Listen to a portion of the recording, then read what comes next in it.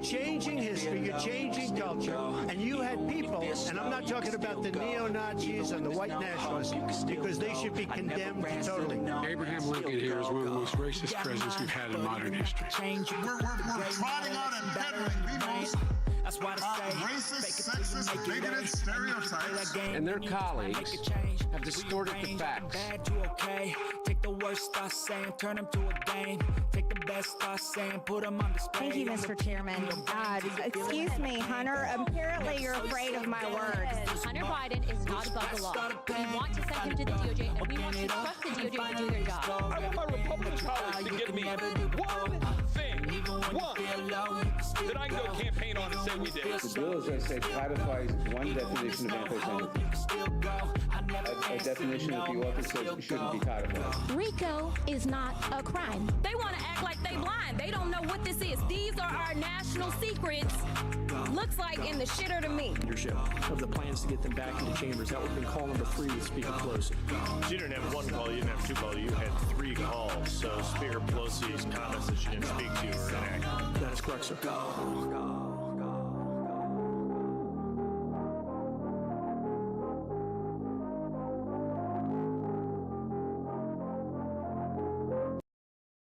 Welcome to the Alpha Label Podcast, your daily dose of sanity in an insane world. I'm alone tonight. Davey's over there with Scott. Scott has just got his internet back up, and we're getting set up to do some midweek refreshers again, or however we wind up calling that. That's going to start up. He will be with us tomorrow, ladies and gentlemen, but tonight we got to hear what the Oversight Committee has to say about the real cost of DEI. I've heard a little bit about this, or heard a little bit of this. Didn't watch the whole thing because it made my blood boil a little bit. And it's going to get your blood pressure up too. Ladies and gentlemen, let's go ahead and get started.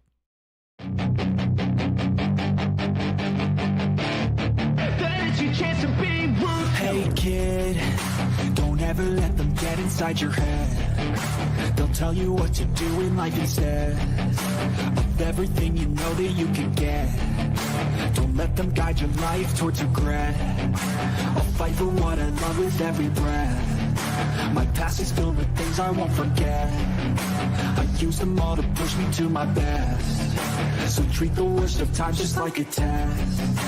If only I could go back in time, I'd tell myself that everything will end up alright. Just push yourself, test yourself, figure out what you like, and find your limits, don't be rigid, always work towards a prime. Surround yourself with open minds, people can change your life. A few friends with intent can help you feel alive. Find a passion, take some action, and with a little time, just be patient, make a statement, try to enjoy your life.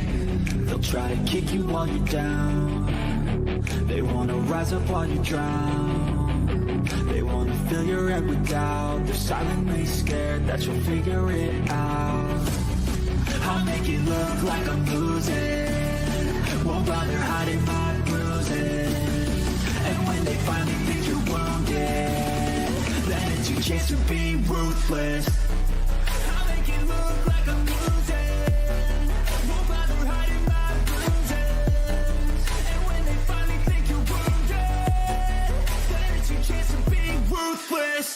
Would you rather $1 million right now or $1 every second?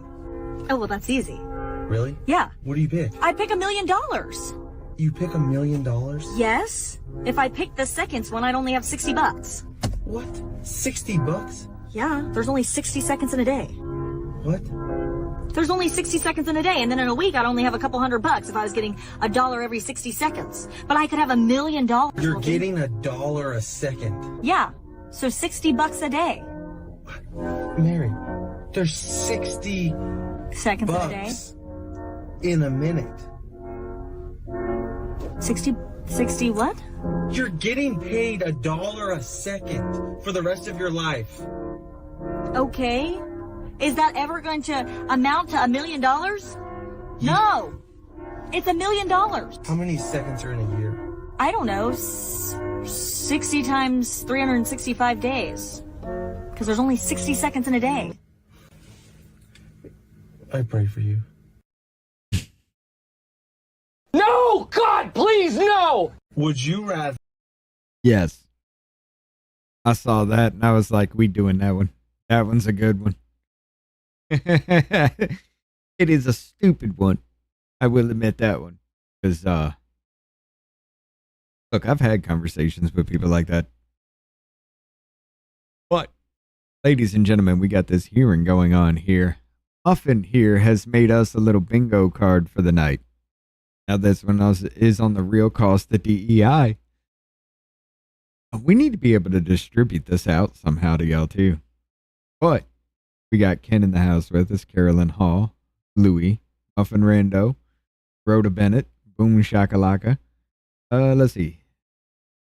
Anybody else in this set? Carolyn Hall. Alright, yeah, okay. We'll get more Parlin in here in a minute. We got Mom's Mysteries, Mayhem, Sober Tech, Jonah Finn, Louie. Muffin's on that side too.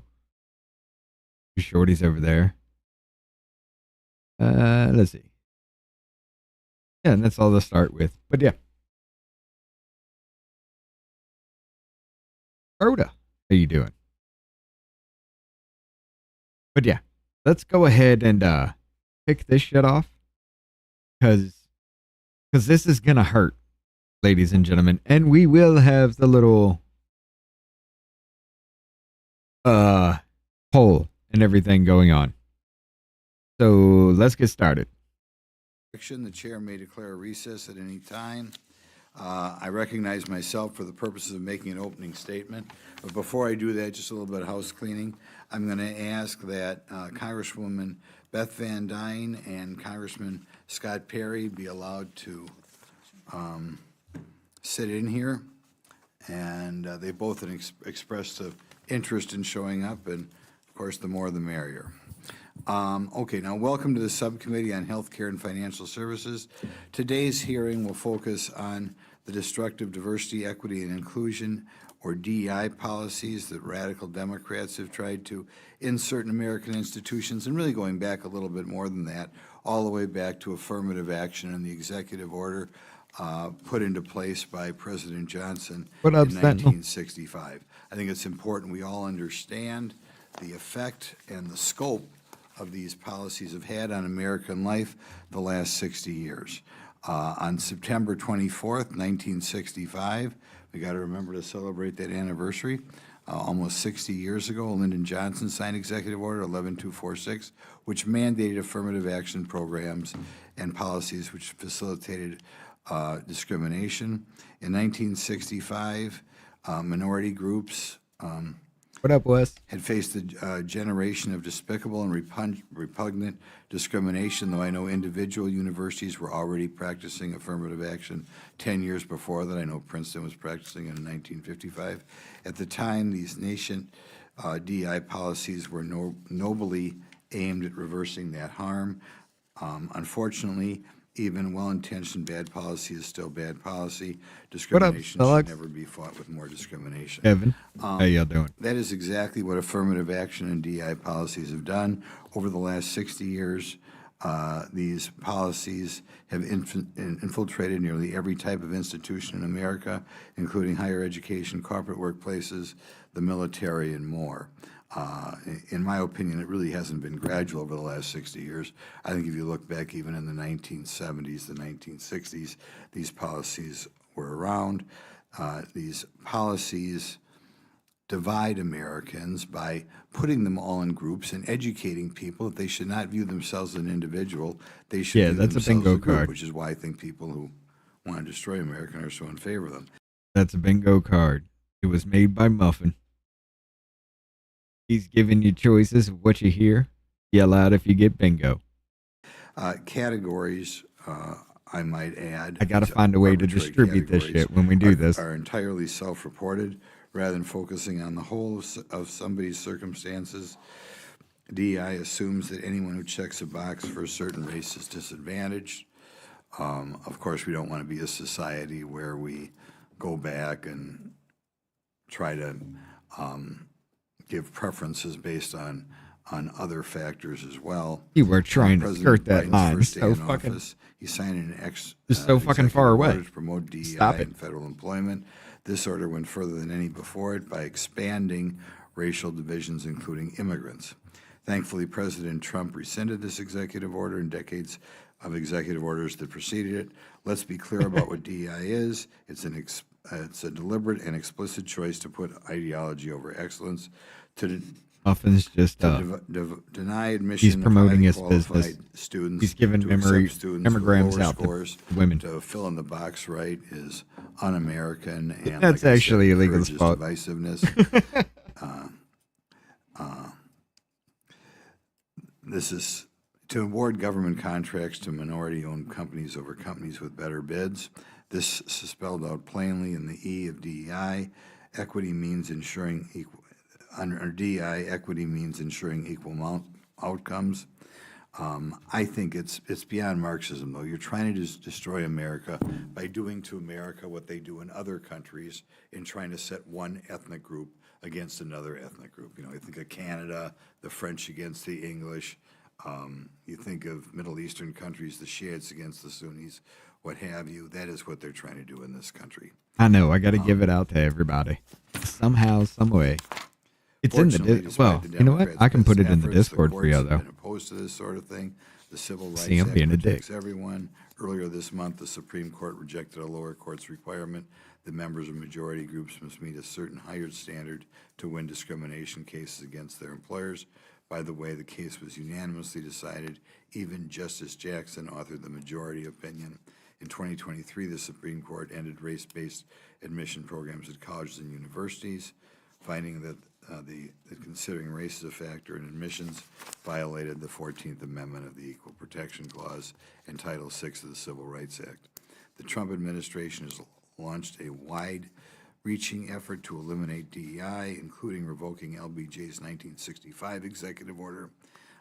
These steps are critical, but there's more work to be done. Above all, we have to educate the American public what's been going on in this country the last 60 years. Hopefully the hearing will Why you got to be up in that mic screaming like that, though? This important topic and consider possible reforms to fortify American meritocracy and excellence, and above all, have reforms that do not continue with this policy of what I believe is intentionally trying to set one group of Americans against another. I yield to my ranking member, Krista Morthy, for his opening statement. Mr. Chair, thank you, and thank you for convening this hearing. Despite this being the Healthcare and Financial Services Subcommittee of the Oversight Committee, I'm disappointed that the words health, care, financial services, and oversight do not appear anywhere in today's hearing topic. Rather than conducting real oversight into the damage being done to our nation's healthcare systems, this subcommittee is once again failing to meet the moment. I can understand the majority's desire to change the subject. If I had to defend the big, beautiful bill, or what I call the large, lousy law, I'd be looking for a distraction as well. You got one already. It's easier to deflect than to face the truth. This large, lousy law is cutting at least $625 billion from Medicaid, leaving millions without access to health care. It's taking food from children through cuts to SNAP. It's forcing thousands of veterans out of their homes by slashing affordable housing assistance. And not to mention, this bill adds so much to the nation's debt that CBO, the Congressional Budget Office, says the bill may trigger $500 billion in automatic cuts to Medicare, in addition to the cuts that are happening to Medicaid. It's no surprise that with the Senate Republicans making even deeper cuts to Medicaid in their version of what I call the large, lousy law, this subcommittee is trying even harder to change the subject, holding a hearing not about health care, but how great it would be to pit Americans against each other and go after the concept of diversity. The majority believes diversity is a barrier to excellence, but I believe that it's in fact the key to achieving excellence in America. Diversity means lowering the barrier so everyone can compete. When we have competition, America benefits. Diversity means we have more competition in our workforce, so our employers can perform better. It means more opportunities for small. Diversity means not even his words. businesses. It means higher quality products and services, and ultimately it means lower prices. From consumers to taxpayers to employers, everyone wins when we expand opportunity and lower barriers to competition. This isn't theory, it's proven. Studies from across the political spectrum back it up. Indeed.com, the nation's largest online recruiter, found that diverse teams make faster, better decisions. McKinsey reported that companies with more women in leadership are significantly more likely to outperform companies with fewer women in leadership. Forbes found that diverse workplaces are essential to retaining top talent. Diversity means not giving someone an unfair head start and making sure ultimately that the You mean like hiring somebody over another because of the color of their skin to meet a quota? race is not rigged. When I first ran for office in Illinois, I said my name is Raja Krishnamurthy and instead was called Roger Christian Murphy. A t-shirt with that name now hangs in my office. Yes, it's funny, but it's also a pointed reminder that the whole point of diversity is that Raja Krishnamurthy doesn't have to be Roger Christian Murphy in order to get ahead. Oh, no. You're not going to sit there and make that fucking comment, sir. That is hilarious as fuck, number one. That's great. The fact that you framed that is hilarious as hell, and you knew that was fucking funny. But you used this joke right here that you told so many other fucking people and they laughed their asses off about. You're going to bring it in to try to use this as an attack right now. I guarantee you told Miss Randall that and she laughed her fucking ass off. But now she looks like she's disgusted over it. Real competition and true opportunity drive economic success. That's why it's no accident that Illinois is one of just 13 states that sends more tax dollars to Washington than it receives in services. Illinois does this by fostering diverse talent, and it invests in having the broadest opportunities for everyone. Those investments mean that Illinois ranks near the top nationally in economic performance, education, and quality of life. And Illinois is an engine of America's economy. Diversity is one of its drivers. There is no reverse gear for prosperity, and I will not go back to the days when the American dream was reserved merely for the privileged few. Thank you, and I yield back. Okay, I'm pleased today to welcome our witnesses, Dan Lennington, Eric Smith. Hold on. You ain't even going to give a lead in to him or anything?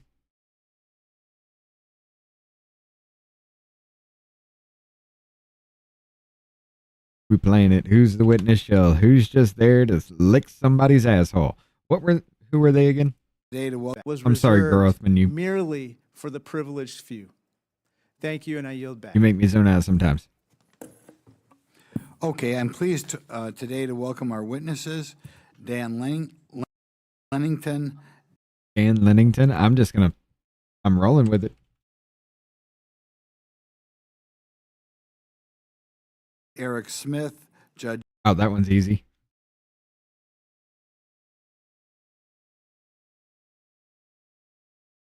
Glock and Sean Harper. Judge Glock? What?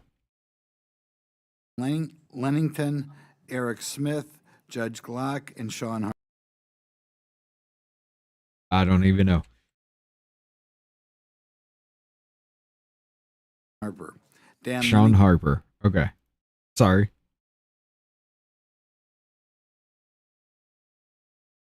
I got the poll running. Let's go. Is Managing Vice President and Deputy Consul at the Wisconsin Institute for Law and Liberty. Eric Smith is a Research Fellow at the Cato Institute. Judge Glock is a Director of Research and Senior Fellow at the Manhattan Institute.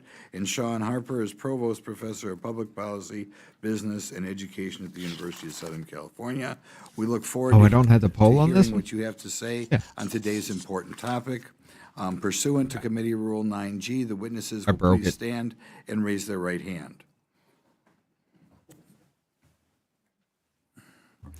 Do you solemnly swear or affirm that the testimony that you're about to give is the truth, the whole truth, and nothing but the truth? So help you God. The record will show that the witnesses all answered in the affirmative, so we're Going to get nothing but the facts today. Thank you, and you may take a seat. Okay, I appreciate you being here today. Let me remind the witnesses that we have read your written statement and it will appear in full in the hearing record. Please limit your oral statement to 5 minutes. Let's see if you guys get this one right. Oh shit, you are right, Muffin. We'll go to 1.25 for them. Hear you. When you begin to speak, the light in front of you will turn green. After 4 minutes, the light will turn yellow, which means you got a minute to go. When the red light comes on, your 5 minutes have expired, and I ask you to wrap up as quickly as possible. We'll start with Dan Leamington for your opening statement. Thank you, members of the subcommittee, for inviting me here to testify. A few weeks ago, the U.S. Supreme Court unanimously held that federal civil rights laws apply to all Americans equally. The law of the land is colorblind. Diversity, equity, and inclusion, or DEI, stands in direct contrast to this legal principle. DEI treats individuals as members of racial groups and then aims to even out the outcomes through racial balancing, a practice the U.S. Supreme Court has repeatedly deemed unlawful. This morning, I'd like to emphasize 2 points briefly. First, DEI hurts real Americans every day. And second, DEI is, in fact, illegal. At the Wisconsin Institute for Law and Liberty, we've represented over 80 clients from 25 states who have been harmed by discriminatory DEI policies. We filed lawsuits, including 6 against the Biden administration. What up, Jonah? And 1 recent lawsuit against the Trump administration to protect Americans from these harmful DEI policies. Programs we've successfully challenged include grant programs, investment vehicles, educational policies, government programs that discriminate against. Oh, no, Ken, I like to have the poll up the entire time because people like to vote early, and I'd like to see how they're voting early based on, just like tonight, the only thing you got before they started speaking were their names. That's it. You didn't see them? Nothing. But I like getting that poll up going early so people vote just based on whatever they just want to vote for. And it's weird to see what you guys pick. Against many Americans based on race. DEI in the workplace is particularly harmful. Many victims suffer in silence. Most of you actually do get it right, but when you get it wrong, an employee it's at a weird Fortune to see 500 it work. company recently told us he was excluded from a fast-track promotion program because he's white. A different employee told us about a policy that rewards managers for meeting race-based hiring goals. These are not isolated anecdotes. A 2023 Pew study found that over half of American workers encounter discriminatory DEI policies every day at work. McKinsey & Company estimates that DEI spending will hit $15 billion by 2026. Beyond workplaces, corporations like Microsoft, Amazon, BMO Harris Bank run race-based programs for their customers and suppliers. Hospitals and health systems like Johns Hopkins and Cleveland Clinic have prioritized race in patient care, employment, or contracting. And the federal government still runs dozens of race-based programs, even to this day, under the guise of helping, quote, socially disadvantaged individuals, a designation that several courts have held is illegal race discrimination. DEI is, in practice, illegal. In 2023, the U.S. Supreme Court outlawed affirmative action because it violates 5 separate rules, just like DEI. First, diversity and racial balancing are never lawful reasons to discriminate based on race. Second, racial categories like, quote, Asian or, quote, Hispanic are simply too vague to enforce and sometimes overbroad or under-inclusive to permit any racial distinctions. Third, race can never be used as a negative, favoring one race over another. Fourth,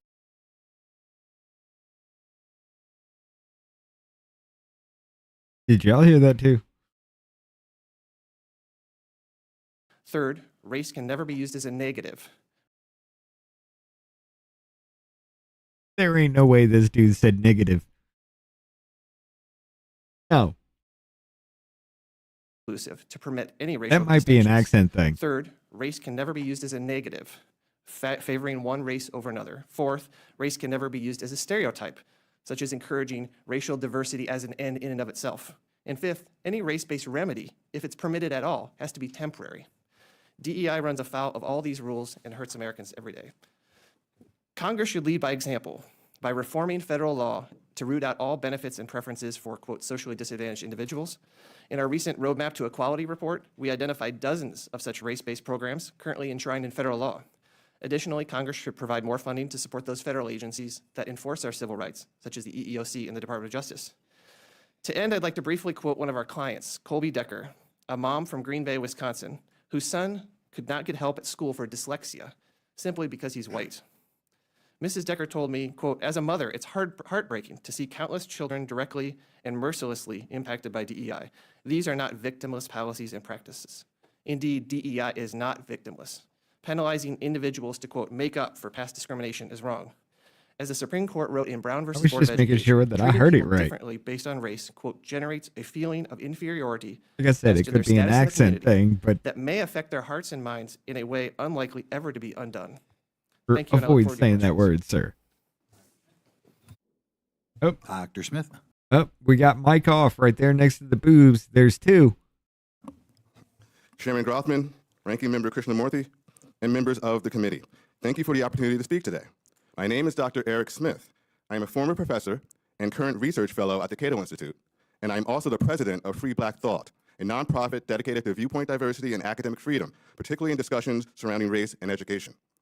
I come before you today with deep concern about how diversity, equity, and inclusion, commonly known as DEI, has evolved, or rather devolved, in our institutions of higher learning. What began as a call for fairness has transformed into a sprawling ideology that undermines academic rigor, weakens individual accountability, and consumes public and student resources. In many cases, it replaces education with political conditioning. Let me be clear. I support racial equality and inclusion in principle. But too many of today's DEI practices are rooted in a framework drawn from Marxist critical theory, typically critical social justice, and postmodern thought. These programs promote the idea that all disparities result from systemic oppression and that institutions must be re-engineered along lines of race, gender, and identity. Now, I got a question. Y'all just go ahead and admit it. You did not choose Eric Smith because you thought it was a white name, didn't you? You racist bastards. This framework rejects principles like merit and equal treatment and instead replaces them with a primacy of identity and identity-based power dynamics. Thus, when most critics go after DEI, they are not going after racial equality and inclusion in principle. They're going after their opposites, disguised as justice. This ideology has consequences. In my own academic career, I have seen how the rise of DEI has undermined meritocracy and discouraged open dialogue. When I questioned the efficacy of some certain ideas and tenets, I was labeled a white supremacist. I'll give people time to What up, wrap that Rick? around your minds. Okay, good. When I questioned the efficacy of certain ideas and tenets, white supremacy was what was associated with me. My experience is not unique. I just got it. Universities are increasingly rewarding ideological conformity and penalizing dissent, even when that dissent is rooted in rigorous, evidence-based argumentation. Could be his dad. Now, many studies highlight DEI's apparent benefits. Many others, however, challenge its core claims, such as its role in reducing harm, preventing violence, or aiding recovery. Research increasingly shows that DEI training often fails to reduce harm and may even exacerbate it. A fair comparison of the evidence on both sides is long overdue.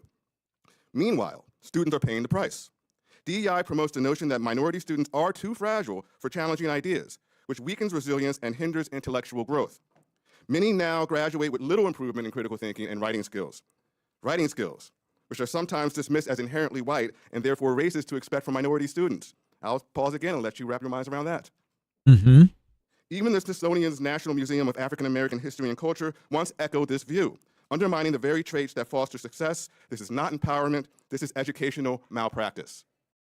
I mean, that one does say female empowerment. Can't give it to you for that one. But yeah, we showed you that whole little the culture of whiteness display at the African American Museum in the Smithsonian. Perhaps most troubling for this committee is that DEI has become a publicly funded industry. Universities often use federal student loans and grants to fund DEI initiatives that have very little to do with actual education. DEI bureaucracies are self-reinforcing. The more they declare society to be systemically racist, the more positions and programs they claim are necessary to fix it. This alone does not prove ill will, but it does create a feedback loop that diverts taxpayer dollars and tuition revenue away from instruction, research, and student support. The actual amount of the funding is irrelevant. The money could be better put to use. Yes, some DEI proponents say they do not abide by this detrimental ideology and create initiatives more aligned with classical liberal values, but where were they when detrimental ideologies were ruining lives, demonizing critical thinking and inquiry, and pushing a narrative of doom and gloom for minorities? In this scenario, silence is indeed consent. In sum, DEI has ceased to be a tool for fairness. It is now a mechanism for ideological control, bureaucratic expansion, and fiscal inefficiency. It undermines academic integrity, penalizes viewpoint diversity, and shortchanges the very students it claims to uplift. Let's find a better way. Thank you. Thank you very much. Dr. Glock. Chairman Grothman, Ranking Member Krishnamurthy, and No, it is Glock, like the gun. I put Glock, but whatever. distinguished members of the subcommittee. Thank you very much for the opportunity to testify on DEI, in particular on the topic of race and sex-based contracting. Why did you call him judge when he's a doctor? Jesus Christ. You fucked up all around there, Grothman. Although it does not receive the attention of other so-called diversity, equity, and inclusion programs, the federal government's programs to award contracts to businesses based on the owner's race and sex are probably the most expensive by an order of magnitude. Last year, the federal government spent over $750 billion on contracts involving everything from army tanks to office software, and its grants to state and local governments supported contracts involving everything from energy infrastructure to highways. Yet for years, federal laws and regulations have demanded that significant portions of contracts at all levels of government go to businesses based not upon those contracts' quality or cost, but on the race and sex of business owners. The Biden administration actually had a goal to require up to 15% of all federal contracts go to so-called disadvantaged businesses. We now know that these minority contracting programs cost taxpayers tens of billions of dollars a year, degrade our infrastructure and national defense, encourage corruption, and do nothing to help the truly disadvantaged. Congress should end them as soon as possible. There are two main race contracting programs. One, the 8A program, which gives preferences to so-called disadvantaged businesses in federal contracting, and the Disadvantaged Business Enterprise program, which gives preferences to minority and women-owned firms in programs funded by the federal government. Contracting officers are required to give certain proportions of all their contracts to these firms or require subcontracting to them. Given the tens of billions of dollars are at stake based not on contract price or quality, but on the race and sex of business owners, it should not be surprising that many otherwise non-qualifying businesses seek to take advantage of these. A Department of Transportation Inspector General report found that over a third of its active fraud cases involved disadvantaged business enterprise fraud over the previous 5 years. And in those cases, the Department of Transportation recovered hundreds of millions of dollars in financial penalties. A Small Business Administration report found that 20 of the 25 8A disadvantaged firms they reviewed, which included 15 of the largest 8A contractors, 20 of them should not have been in the program. Stories of minority contracting fraud are shockingly common. Just last month, the U.S. Supreme Court decided a fraud case involving two companies that used a fake pass-through firm to meet disadvantaged targets, with the pass-through firm taking a significant fee and performing no work, which is a very regular tendency in these contracting programs. Just this month, the Department of Justice secured 4 guilty pleas involving bribery by an 8A firm of a USAID official to secure over $550 million in contracts. There was a recent, even more egregious case involving an individual who, although considered socially and economically disadvantaged, according to the filed complaint, was living in a 14,000 square foot waterfront mansion that was featured on HGTV's Extreme Houses. Or Extreme Homes, excuse me for messing up the term of the TV show. There's solid academic evidence that these programs are costly. A well-regarded paper from 2009 looked at what happened when California banned consideration of race and sex in contracting. The author found the cost of state-funded highways fell about 5.5% relative to federally funded projects. A working paper from last year found that disadvantaged business set-asides increased cost overruns by about a third and delays by about 9%. There have been some welcome developments in the field of minority contracting, including changes in the courts and the executive branch, some of which my fellow witnesses have mentioned. Unfortunately, much of these contracting programs will continue without further action from Congress. A district court recently said that businesses can no longer be presumed eligible for the 8A program based on their owner's race. But soon after the decision, the Small Business Administration requested current and potential 8A businesses to write what they called social disadvantage narratives to receive we are at 1.25. It now recommends applicants for this contracting program describe how their race, ethnic origin, sexual orientation, or other so-called identities and characteristics have caused them to suffer discrimination and made them disadvantaged and eligible. It seems the federal government is now awarding large defense and infrastructure contracts based on essays about putative social slights, which would strike most Americans as absurd. American taxpayers deserve the best deal possible, which means the core of contracting with the federal government should always be price and quality. Preferences for already successful businesses based on their owner's race or sex are unconstitutional, expensive, and detrimental to the core functions of government. They should be removed from all levels of government as quickly as possible. Thank you. Thank you. Now we'll go on to Sean Harper for his opening statement. Thanks for inviting me. I am a tenured professor in 3 academic schools at the University of Southern California, but I am not here today as a spokesperson for my institution. America owes the enslaved Africans who built the White House and the U.S. Capitol building. Neither they nor family members of theirs in subsequent generations were rightly compensated for those magnificent contributions or for centuries of additional unpaid labor. America owes the women who have never received equal pay for their performance of equal work. It owes employees who were sexually harassed and abused in their workplaces, especially those who never received legal or financial remedies. It owes extraordinarily talented service members of color who were unfairly passed over for promotions and in our nation's military. It owes extraordinarily talented people with disabilities who never received the accommodations that would have enabled them to advance in their careers. And it owes extraordinarily talented professionals who never got a real shot at earning their way to the top in their workplaces because of their weight, accents, last names, sexual orientations, or skin color. DEI policies and programs aim to redress these and myriad other long-standing realities. Opponents by trying to do exactly what you think is going on? No, it's you're not advancing because you're black. You're not advancing because you're a dickhead. Often critique DEI plans that they've never read. They make unsubstantiated generalizations about DEI experiences in which they have not participated. I furnish several examples of this in my written testimony.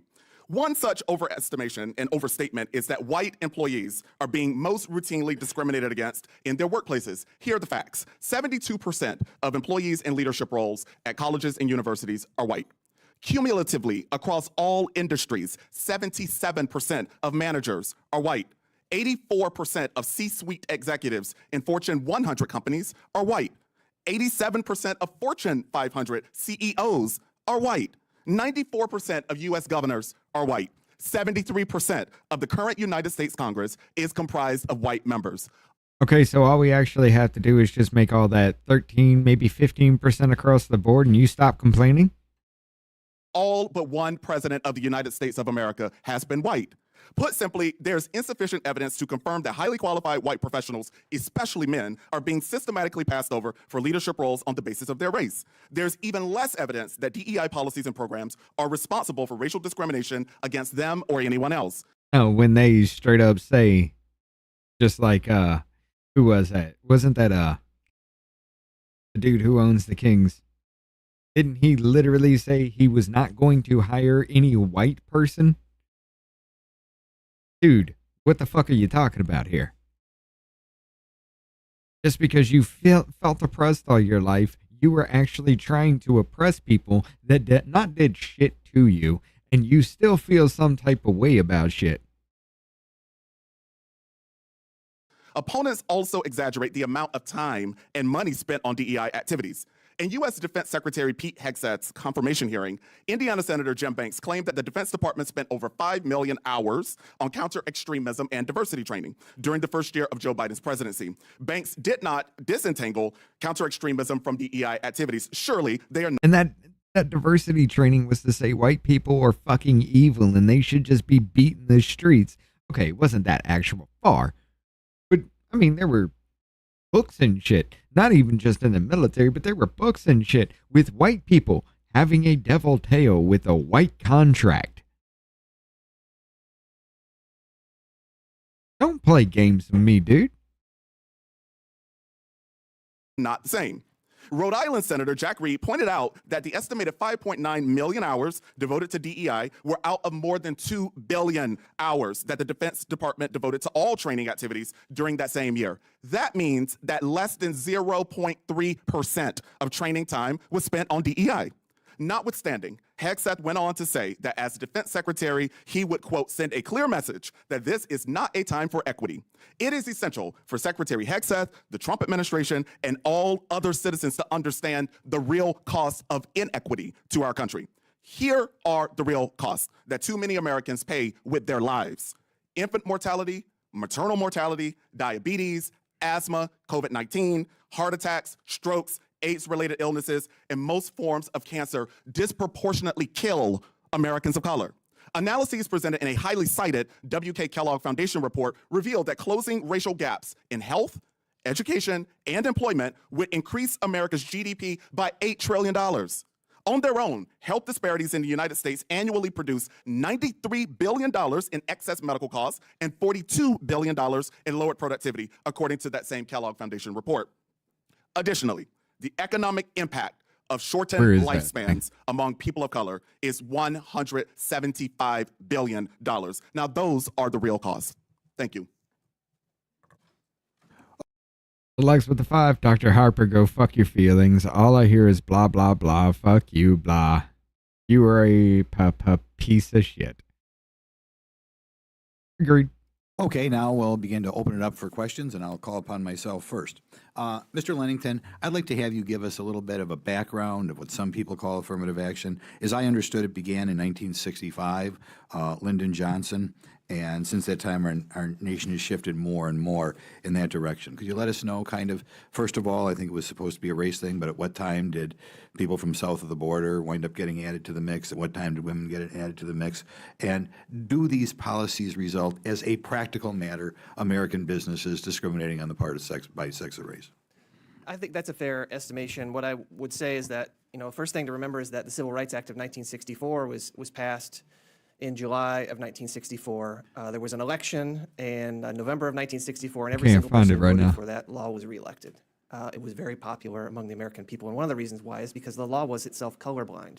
There's actually a provision at the end of Title VII that says that nothing in this law should be read to encourage the development of quotas or goals. But after that election, President Johnson did go in to establish this Executive Order 11246, which established affirmative action with some teeth, which meant that goals were going to be then enforced by the federal government. And so federal contractors were encouraged to set aside businesses for minorities under something called the Philadelphia Plan that was later expanded greatly by President Nixon under his Secretary of Labor, George Shultz, and then basically ratified by the U.S. Supreme Court in a couple of decisions, Bakke and Weber, saying that it is okay to take race into account when you're establishing benefits and burdens. So could you describe what you mean by race at the time? I believe President Biden recently added people from North Africa, Middle Eastern. At what point, when it began, were we just talking about black? Were we talking about Hispanic? Were we talking about Asian? At what time were these different groups added, and at what time were women added to the mix? So the women were added a few years after the original affirmative action order was issued, but then in the 1970s, the OMB came up with this Directive 15, which establishes racial categories that. I'll just go ahead and end the poll now. It was that last holdout that pushed it over the edge. We actually live with today, which broadly defines Asian, but irrationally also defines Asian to exclude many people who are from Asia. For example, someone from Afghanistan is not considered Asian under the federal law. Someone from the Middle East is not considered Asian. People from North Africa are considered white. People from different parts of the world are labeled other things. Hispanics are people who only derive from Spanish-speaking countries. So if I'm you were in the hot tub. What you mean? My ancestors spent a few generations in Uruguay. Am I considered Hispanic or am I considered European? These are difficult questions, and I think right now you would be considered South American or Latino or Hispanic, depending on which federal law you're actually looking at. A lot of these federal laws contradict each other into who's in and who's out. Right. If I'm 1/4 Mexican and 3/4 Irish or something in ancestry, and by Mexican I mean Hispanic. Even not Hispanic, because Hispanic, as you just mentioned, covers people of European descent who came here from Cuba, say. Could you? Yeah, if I'm 1/4, like I said, if I'm 1/4 of my ancestry is from Uruguay and 3/4 is from Ireland, am I considered a minority for purposes of this law? It is presently interpreted as self-identification. So if you identify as that race, you get the benefits under the current federal laws. So it's not a blood quantum sort of process that they go through. They ask you how you identify.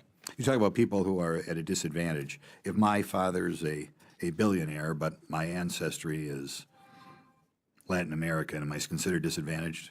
Yes, at one interesting point, we just won a case against the Minority Business Development Agency, and the judge in that case said that under federal law, Oprah Winfrey is disadvantaged. Right, so is there any reason for this other than that you want to divide Americans? Why we don't take in, if we're really looking at disadvantage, I can have a life of hell, but since my ancestors are from Europe, I'm not disadvantaged. And you know what I mean? We can decide who is disadvantaged in this country by asking them. Under Medicaid, you can get on the Medicaid rolls by establishing your individual need. There's no reason to assume someone is disadvantaged just by the color of their skin, which is what. Well, didn't they tell you black people are too stupid to get IDs, so voting or IDs for voting were racist? Didn't Kathy Hochul say black people don't know what computers are? I'm not going to go through the whole speech. Y'all get it. Federal law does in many, many programs right now. Okay. Is it a choice? These are unavailable for these hearings.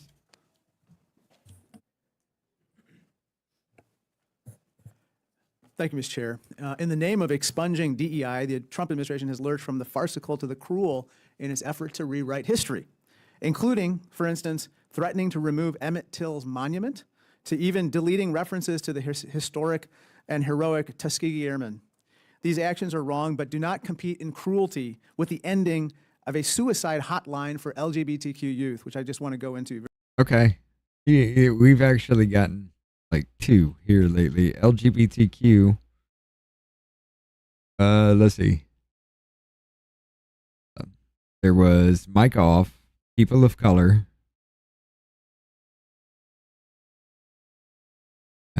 Big Beautiful Bill. And slavery so far. Very briefly.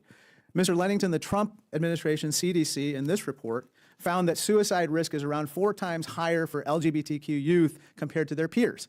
You don't dispute that these are the Trump CDC's findings from 2020, correct? I need to put the I can't see what chat you're holding back up, on. but are you talking about the Trevor Project? No, I'm talking about the CDC. Okay, no, I don't know what that is. In 2018, Republican Senator Orrin Hatch said, quote, "It's a tragedy that in the United States, suicide is a leading cause of death among young people, and more tragic is the fact that LGBTQ youth are especially vulnerable." You don't dispute that that's what Senator Hatch said, correct, Mr. Lennington? I'm not aware of what he said at all. And in 2019, Democrats and Republicans came together to pass the National Suicide Hotline Designation Act, which was signed into law by President Trump. And Dr. Harper, you don't dispute that President Trump signed that into law? I do not dispute that. This May, so just a month ago, Republican Representatives Lawler and Kim wrote that this dedicated LGBTQ hotline has received over 1.3 million calls and texts. They go on to say in their letter, that's right. quote, Jennifer's "Eliminating black these now. support systems would be a devastating setback Oh, for I'm sorry, youth not already Jennifer. at elevated risk." Yeah, You don't Jen's dispute kids. that my They're Republican redheads, colleague said this, so do they're you, black. Mr. Lennington? I'm not aware of anything to do with the suicide hotline. And that's the problem, I gotta get a lack me, of awareness. I gotta make me something to The drink. fact I'll be right that we back. are expunging an LGBTQ youth suicide hotline in the name of expunging DEI is precisely why this crusade is so misguided. Let me go to my next topic.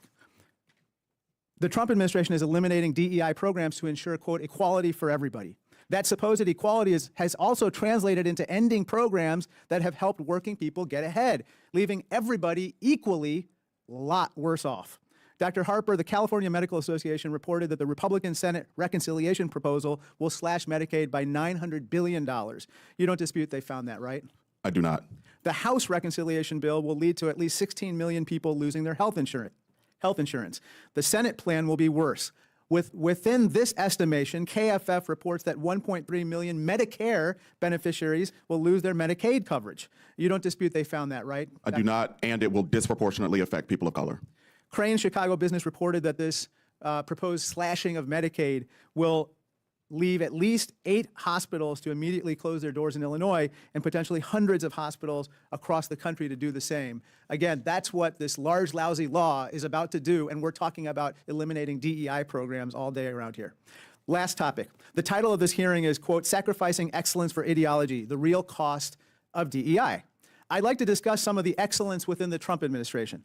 Mr. Lennington, the AP reports that Defense Secretary Pete Hegseth is being investigated for accidentally sharing potentially classified information with the Atlantic's editor-in-chief. You don't dispute this report, right? No. ProPublica reported that President Trump appointed a 22-year-old to oversee the government's main hub for terrorism prevention. His only qualification? Having served as the Secretary General of a model UN club. You don't dispute that ProPublica reported this, Dr. Harper, do you? I do not. I have an interesting picture of this gentleman as well, which I'll show you in a second. Oh, actually, he's here, this guy. Additionally, the New York Times reported that the President's Health and Human Services Secretary, Robert F. Kennedy Jr., has promoted numerous unproven conspiracy theories. He claims HIV does not cause AIDS, that fluoride is a neurotoxin, and Wi-Fi causes cancer. You don't dispute these reports, do you, Dr. Smith? Yes.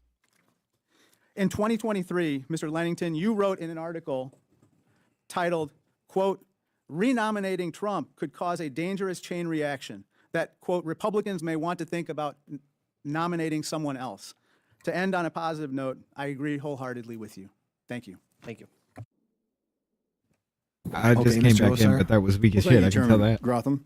Adam, DEI just a might minute. as well be What renamed up? DIE because that's where all good things go to die.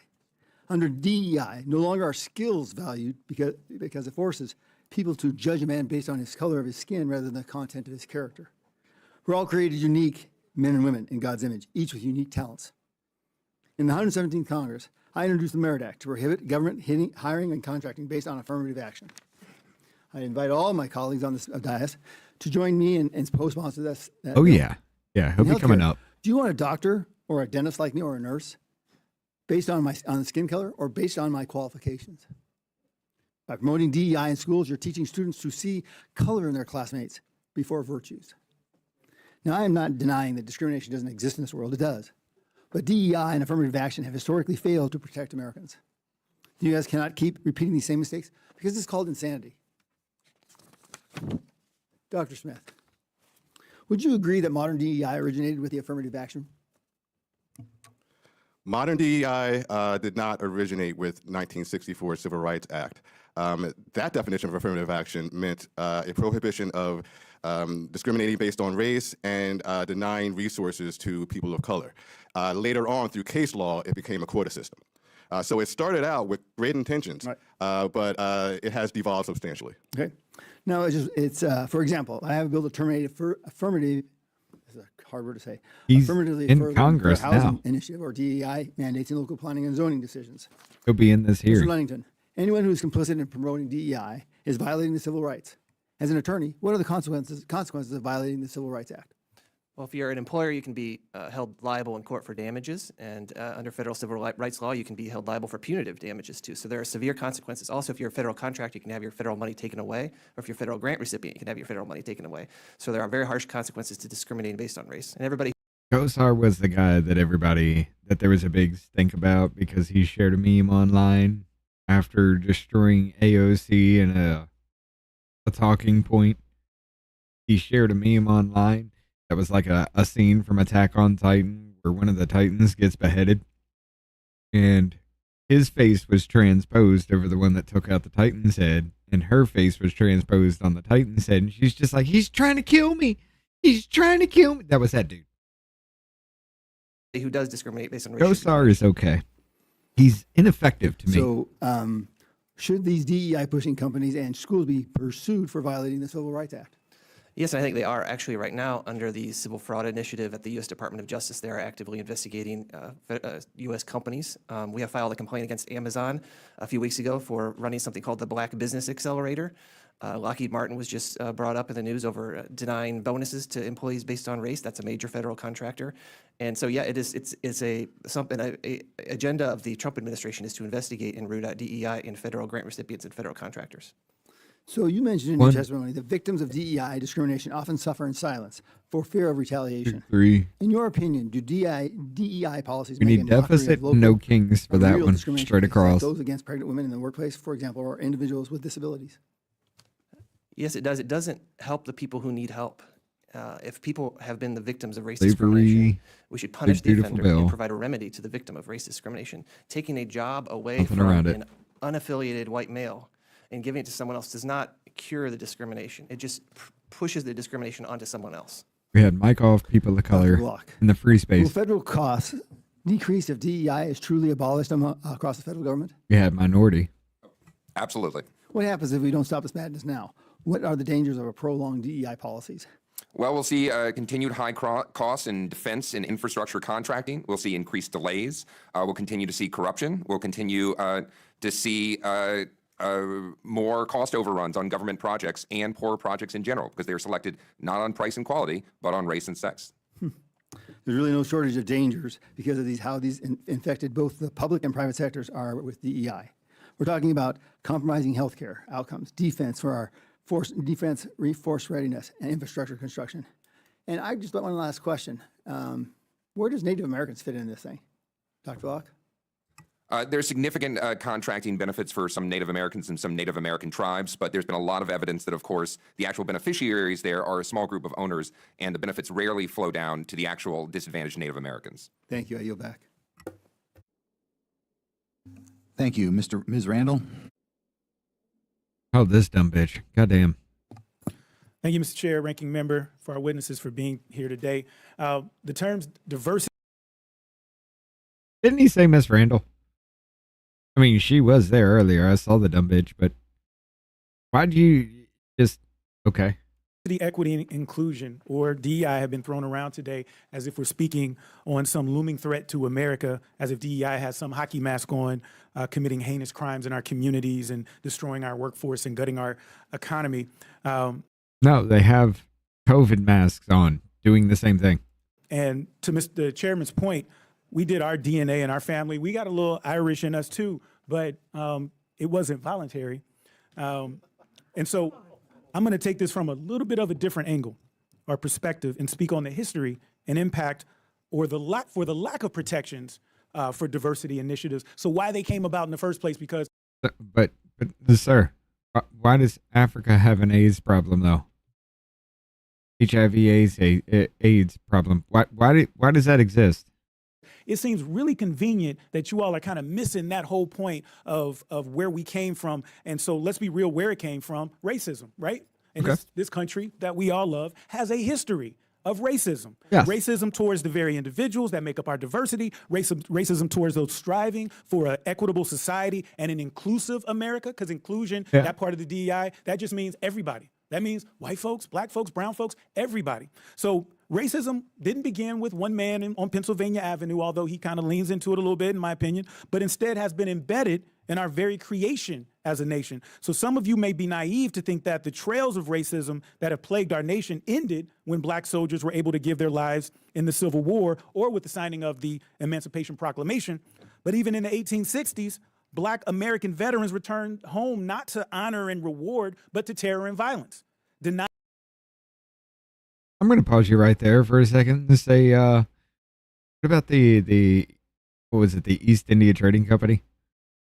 What about the warring tribes in Africa that would take their prisoners of war and sell them to the white man that would come up? It's not like the white man came down in boats and whips and chains and hauled you off to the new fucking world. No, your own people sold you into slavery, dude. Without that supply, there never would have been a demand.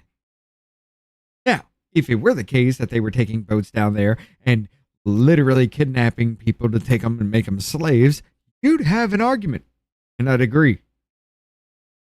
But that's like me selling my baby to you and then claiming you kidnapped my child.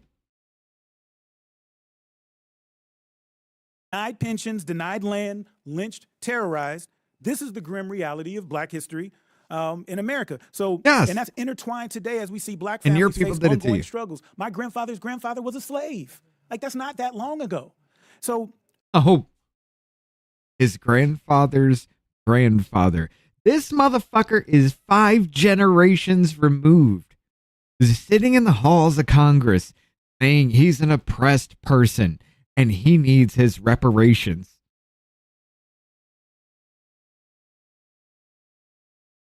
Five generations fucking removed. and so I want to talk about 3 quick things: housing, healthcare, and criminal justice. Okay. So let's wrap our heads around this, because you were bringing that up, Dr. Smith. In the 1930s, the federal government created the Homeowners Loan Corporation. Yeah. And it was so folks could buy soon-to-be foreclosed mortgages, refinance them into new government mortgages so people could keep their homes. You know who wasn't included in that? Dr. Harper, do you know? Yeah, black people. Yeah. Yeah, they weren't. Why? Because civil rights didn't happen till the 60s. But yet, nobody was whipping you out in the fields because you weren't working fast enough. In 1939, black Americans fought and died in World War II, and every war in this country. Yeah. And upon returning, are you all familiar with the Servicemen's Readjustment Act of 1944, Mr. Lennington? No, sir. That is the GI Bill. Mr. Harper, help me out here. Who didn't get access to the GI Bill? Black people. Yeah. Okay, so Mr. Lennington, you said that the law is colorblind. I don't think that you completed that thought. You do kind of have an argument with that. Not gonna lie. But, sir, that never affected you, now did it? It affected your family. Get you? Less than 5 generations removed. But because you got access, just like women did, You don't hear women screaming about how they're, well, you do hear women screaming about how they're oppressed because they're women. Fuck, never mind. No, that was not a good point for me to even try to make, but there ain't no damn way in hell you're going to sit here and tell me that any of this affects you now. That everybody looks at you and judges you on the color of your skin except the content of your character. The only people that judge you by the color of your skin is your own goddamn party that tells you you are so fucking pathetic that we must give you everything for you to succeed. Vote for me and I'll make sure it happens. The law should be colorblind. Is that what you intended to say? I think the GI Bill applies to all Americans. Right? That's not what I asked you. The law should be colorblind, right? Absolutely. Because the law has not been colorblind. And then I'll ask you too, just for clarification purposes, racism is illegal, right? Racism is illegal. I'll take that as a yes. Now, I'm a data person, and so because a lie doesn't care who tells it, right? But facts and actual data, you can't get around that one. So let's talk about you can. How we got here. So GI Bill, veterans fought. They're denied that. They can't get the low-cost mortgages, payments for tuition, living expenses. You know how you get away with data, get around data and statistics? You just manipulate it to say whatever the fuck you want to say, like you have done for every goddamn research study that you ever fucking found. We're just like two people were the outliers in it. And look, they're oppressing these people. No, fuck you. Fuck you. Fuck everything about you. And you know how historically most Americans built their wealth? Housing. The Fair Housing Act, also known as Title VIII of the Civil Rights Act of 1968, was enacted to address and prevent discrimination in the sale, rental, and financing of housing. And the black ownership rate compared to white folks, do you think it's even? Why would it be even when you make up 13 to 15% of the population? That would be a domination by black people if it were even in this country. You are a minority simply because you literally kill your own babies. Fucking Planned Parenthood was set up in black neighborhoods to make sure that the avowed eugenicist, what is it, Margaret Sanger? She wanted to genocide black people. How do you do that? You make them kill their own babies. You let them do it. Convince them to do it. Fucking hell. There are large disparities in many areas. Huge disparity, 75% to 46%. Black residents are less likely to own homes when they...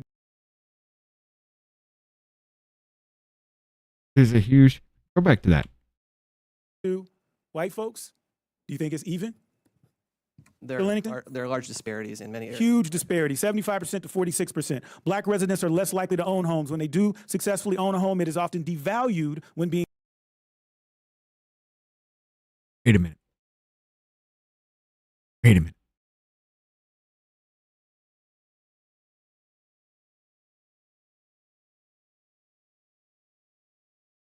So because you felt like you had to, it became a cultural thing. For ghettos to be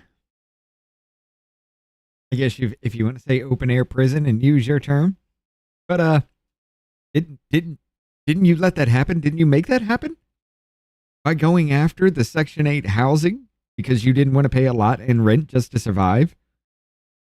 Whatever you could do off the streets is how you survived. Man, don't even act like this is white people's problem. Being appraised compared to a similar home owned by a white counterpart. So let's talk about healthcare quickly. Know about the Tuskegee study on syphilis?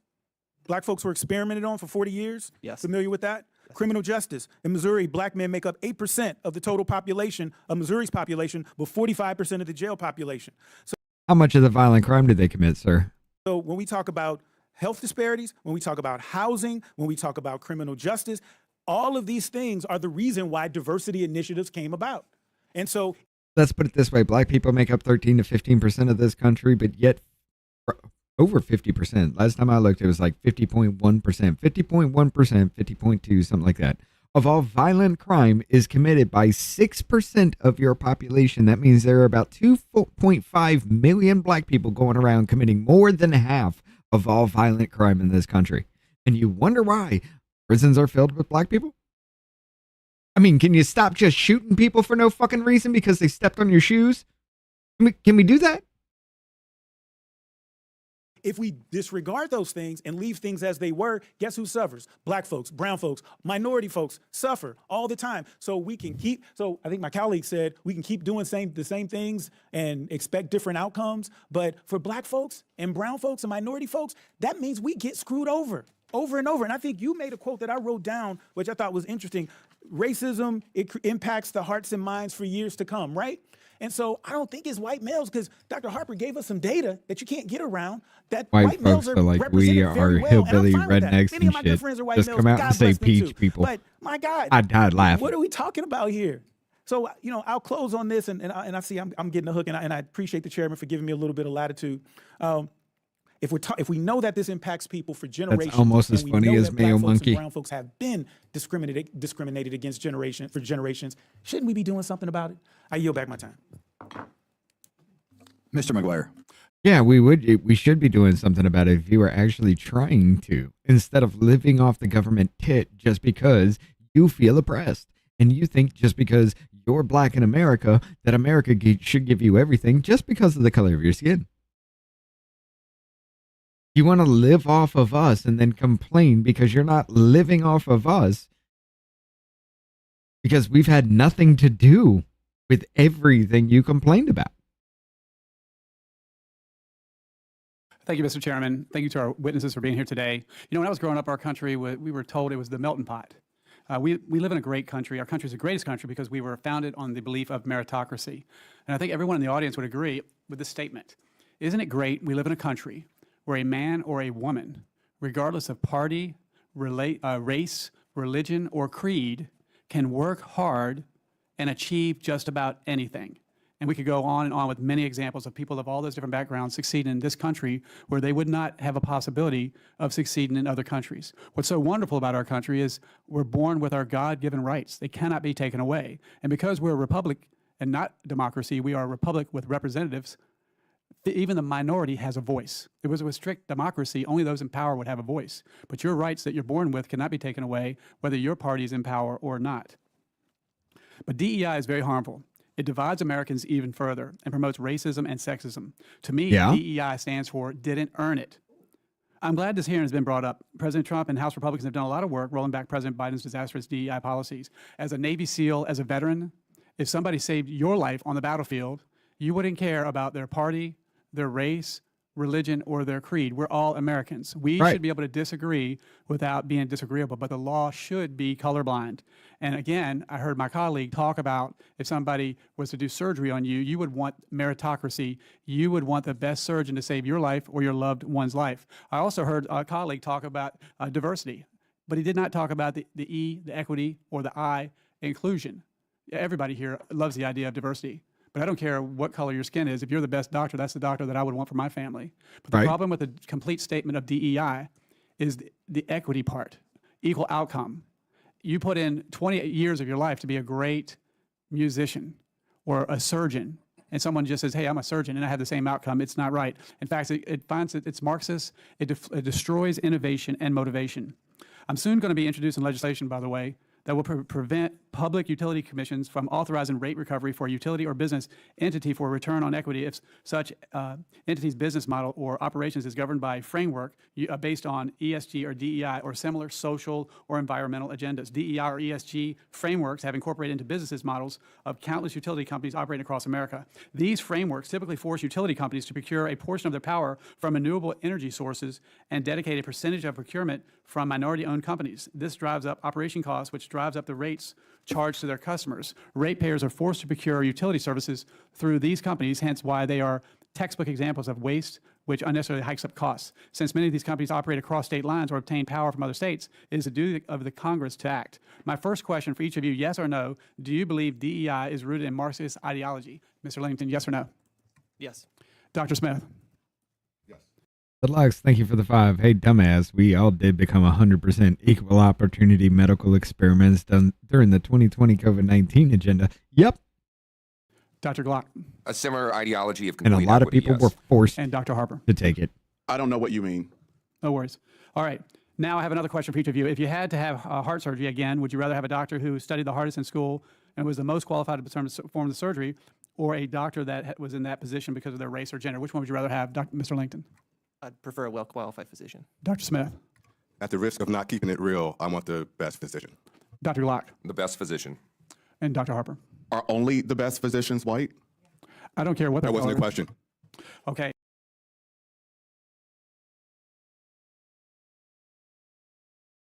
Hey, you son of a bitch. He said, would you rather have the best physician or somebody who was picked because of their skin color? And then your responses are the best physicians all white? How was that a fucking answer or even a comeback? How was that anything at all except you just acting like a fucking total prick? Okay.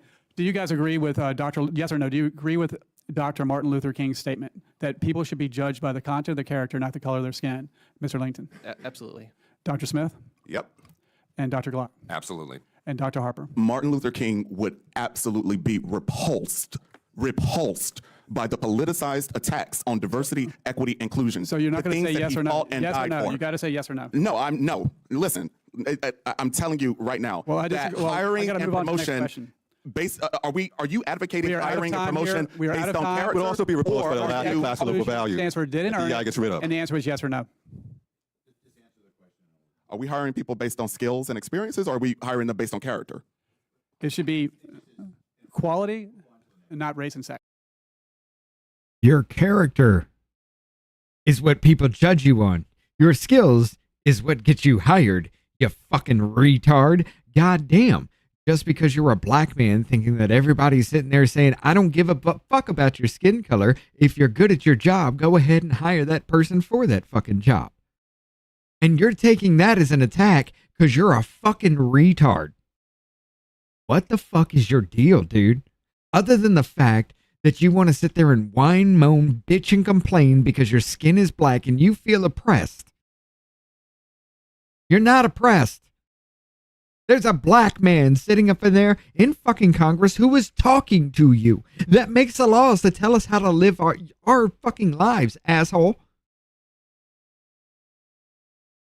How the fuck are you still oppressed? Why? Because you do it to your goddamn selves? And because you do it to your damn selves, we as white people who try to actually work hard, become something, do something, pass something on to our children, you know, the culture of whiteness fucking thing from the Smithsonian, because we do all that, now we must give you everything because you didn't do that. This is the fucking dumbest argument I've ever heard in my life for racism. Facts. Made it clear he doesn't want to answer the question. Why don't you go on to the No, he was asking for clarification. I think that's fair. If you want to get one word answer, that's fine. Otherwise, we'll go to the next question. Okay, we'll go to the next question. Thank you, Mr.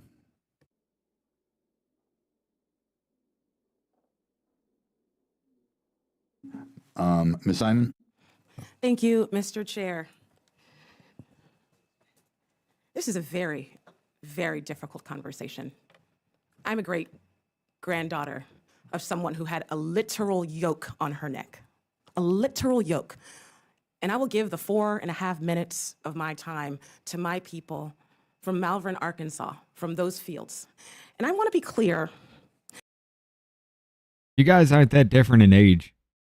And yes, this is a woman whose eye is like 2 inches lower.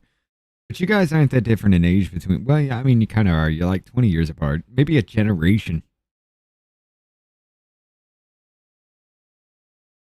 Ma'am, you need to tread carefully here. Because there ain't no fucking way in hell you're going to sit there and try to use your great-grandmother as an argument as to why you are repressed here in America.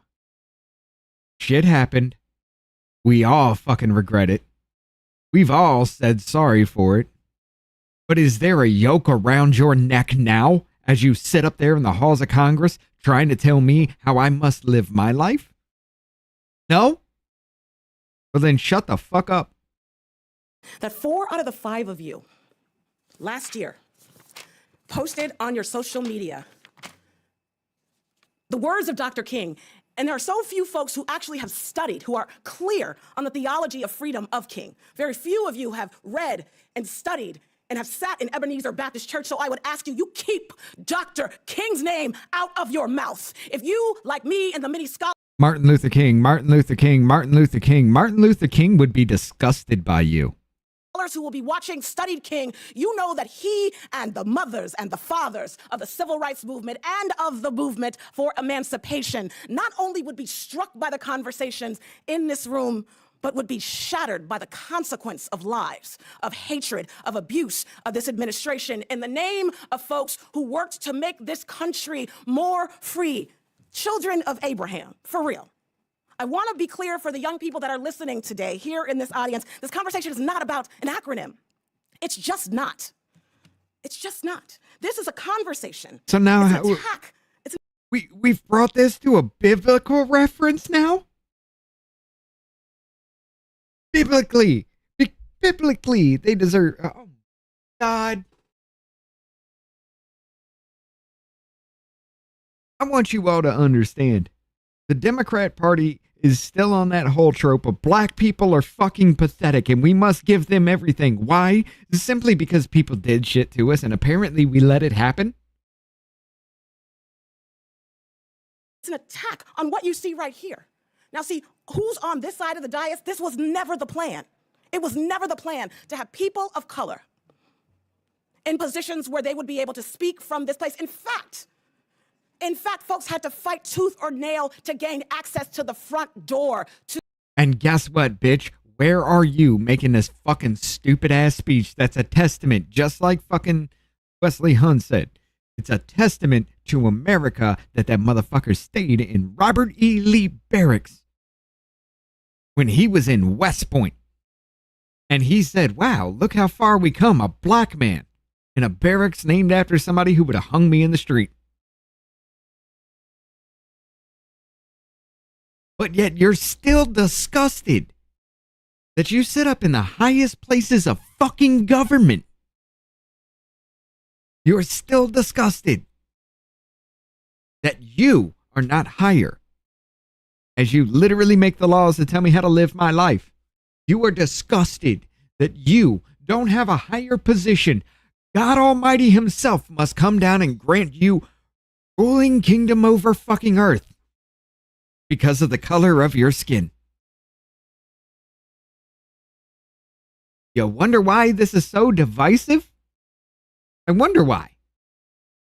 The discrimination of a person or persons based on the color of skin with the belief that one's own race is superior because you feel like you've been beaten down and now you set up in the halls of fucking Congress, your family was beaten down, you set up in the halls of Congress telling me what to fucking do.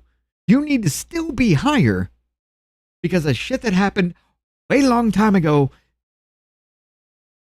that I had nothing to do with. My family didn't come over here till 1903 after slavery was fucking abolished, bitch.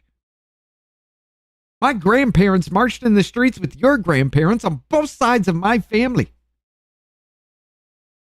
And I'm supposed to sit here and let you tell me that I'm the white devil and I'm oppressing you as you sit up in fucking Congress?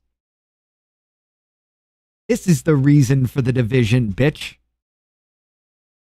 Because you feel high and mighty, so fucking superior over everybody else because you withstood slavery.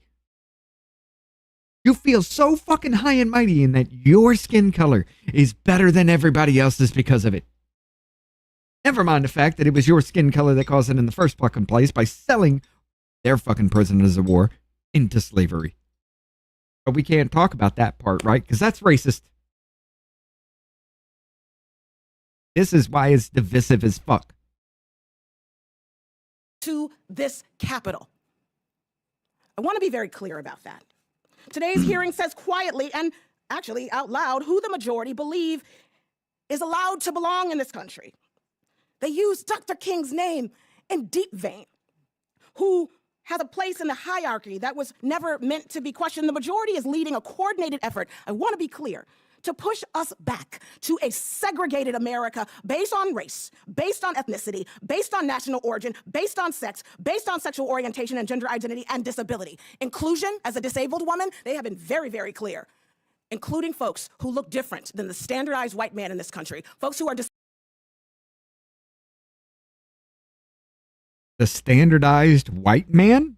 What the fuck did skin color have anything to do with that other than you being a racist fucking cunt? The standardized man in this country? What, you mean somebody that works hard, provides for his fucking family, and actually stands up for the moral values of this country, which are based on Judeo-Christian belief?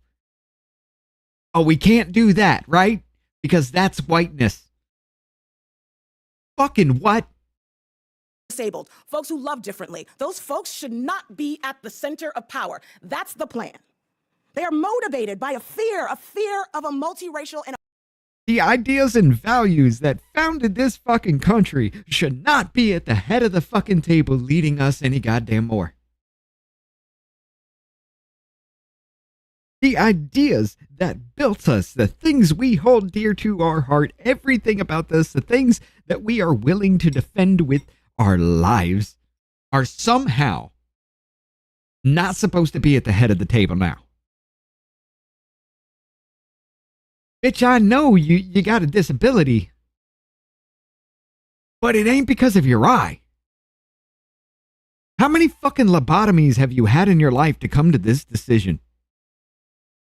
in a multicultural democracy, a fear that freedom of co-equal citizens living as their authentic selves with pride and a fear, they have a fear of accountability. We must name this conversation today for what it truly is. It is a bigotry. It is a hypocrisy. Republicans, like I said before, will quote Dr. King all day, will bring forth Lincoln, and will talk about Frederick Douglass in the same breath that they are gutting civil rights offices in our governments, in the same breath where they seek to ban AP African Ma'am, swallow your spit. You're starting to actually drool all over the place now. American studies that tells the true story of this country. It ain't just one story. It is a complete story. But folks on this dais don't want you to learn it. The hypocrisy from the Republic. No, I learned it quite well. Apparently, you never learned it. Or you are actually leaving out the preamble of the situation that told you how we got to that moment in time. Is not only shameful, it is anti-American. President Trump and others have purged more than 275,000 federal workers through mass terminations and unlawful firings, while, check this out, preparing draft hiring guidance that would screen job applicants for political loyalty to the administration, rather political loyalty to the administration. Why? Because he don't want to hire fuckers that are going to try to kill him? I mean, who wants to do that, you retarded fucking cunt? How many times has he had that fucking somebody try now? The citizens at least twice, but there have been multiple from other fucking countries. But somehow this bitch is just like saying, okay, I need to go kill Orange Man. Let me go get hired by him so I can get closer to him. Fucking, are you goddamn dumb? I wouldn't hire somebody that hates me, because their entire job would be how to take me the fuck out. What do you...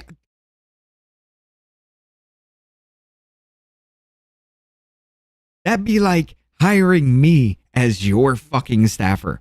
You think that's going to go over well? No? Then why the fuck would somebody who's had 2 attempts on his life hire somebody that fucking hates him because the news told him he was racist? Than the Constitution. The Trump administration put 500,000 qualified federal workers with disabilities, jobs at risk. Half of those are veterans. The Trump administration has forced out transgender service members who have served their country with loyalty and love, while elevating dangerously unqualified news anchors to lead our nation's Defense Department. The Trump administration Pete Hegseth? Unqualified? Bitch, do you remember his military background? Holy shit, you about to have a backlash bigger than shit with that one again. Towards loyalty over expertise, obedience over justice. These attacks are central to a broader agenda. Let me just finish this one sentence. That criminalizes Take it easy, hold me protest, tighter. that I bans understand. books, that I erases get it. history and redefines its national identity in narrow and violent terms. A 1950s America is what the goal of this conversation is, and some of us say hell no. Ma'am. 1950s America, except for you not being able to drink from water fountains and everything like that. I understand what you're saying, but 1950s America was the heyday for black people because they were saying, hey, look, if we want to succeed, we got to keep our own people in line. We got to educate our children. We got to be upstanding members of society so people won't want to beat our asses as we walk down the street. 1950s America was heyday for black people. You all were prosperous as fuck. But you don't want to go back to that because you want black people to hang on the fucking system like they're doing now?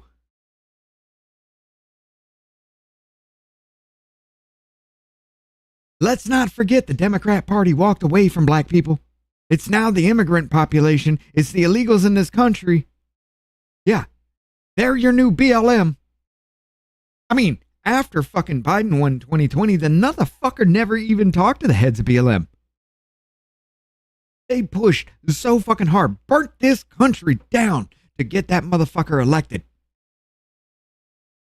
And Biden didn't even talk to you. That old white man you put in office would not talk to you.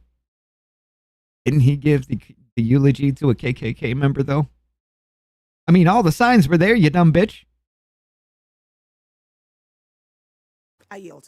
Mr. Gill. Thank you, Mr. Chairman. Thank you for holding this hearing, and thank you to all of the witnesses for taking the time to be here. We certainly really appreciate it. Dr. Harper, I've got a couple questions for you.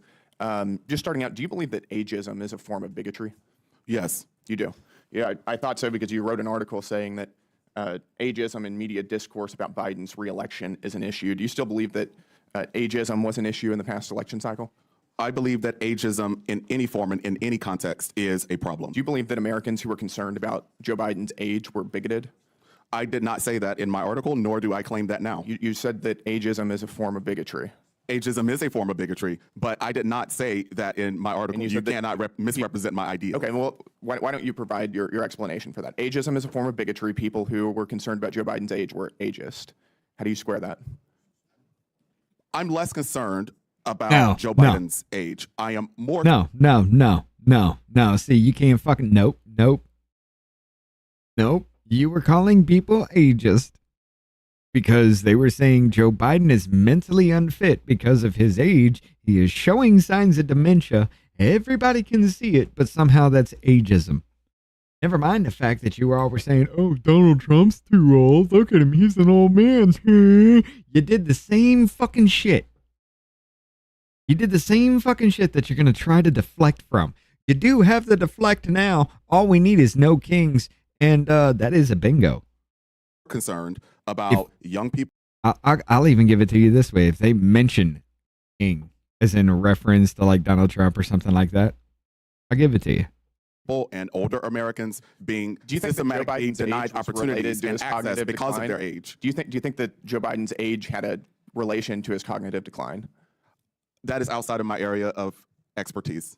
Do you need to be an expert to determine whether an 82-year-old man who is clearly visibly declining mentally on camera, if that has anything to do with his age? I'm not a cognitive scientist. You're not? Okay. Of course. Screwing on the shop at a pressure, next now arresting about a calf care. Falling off bikes and shit, like tripping on the stage. Like, you can't tell.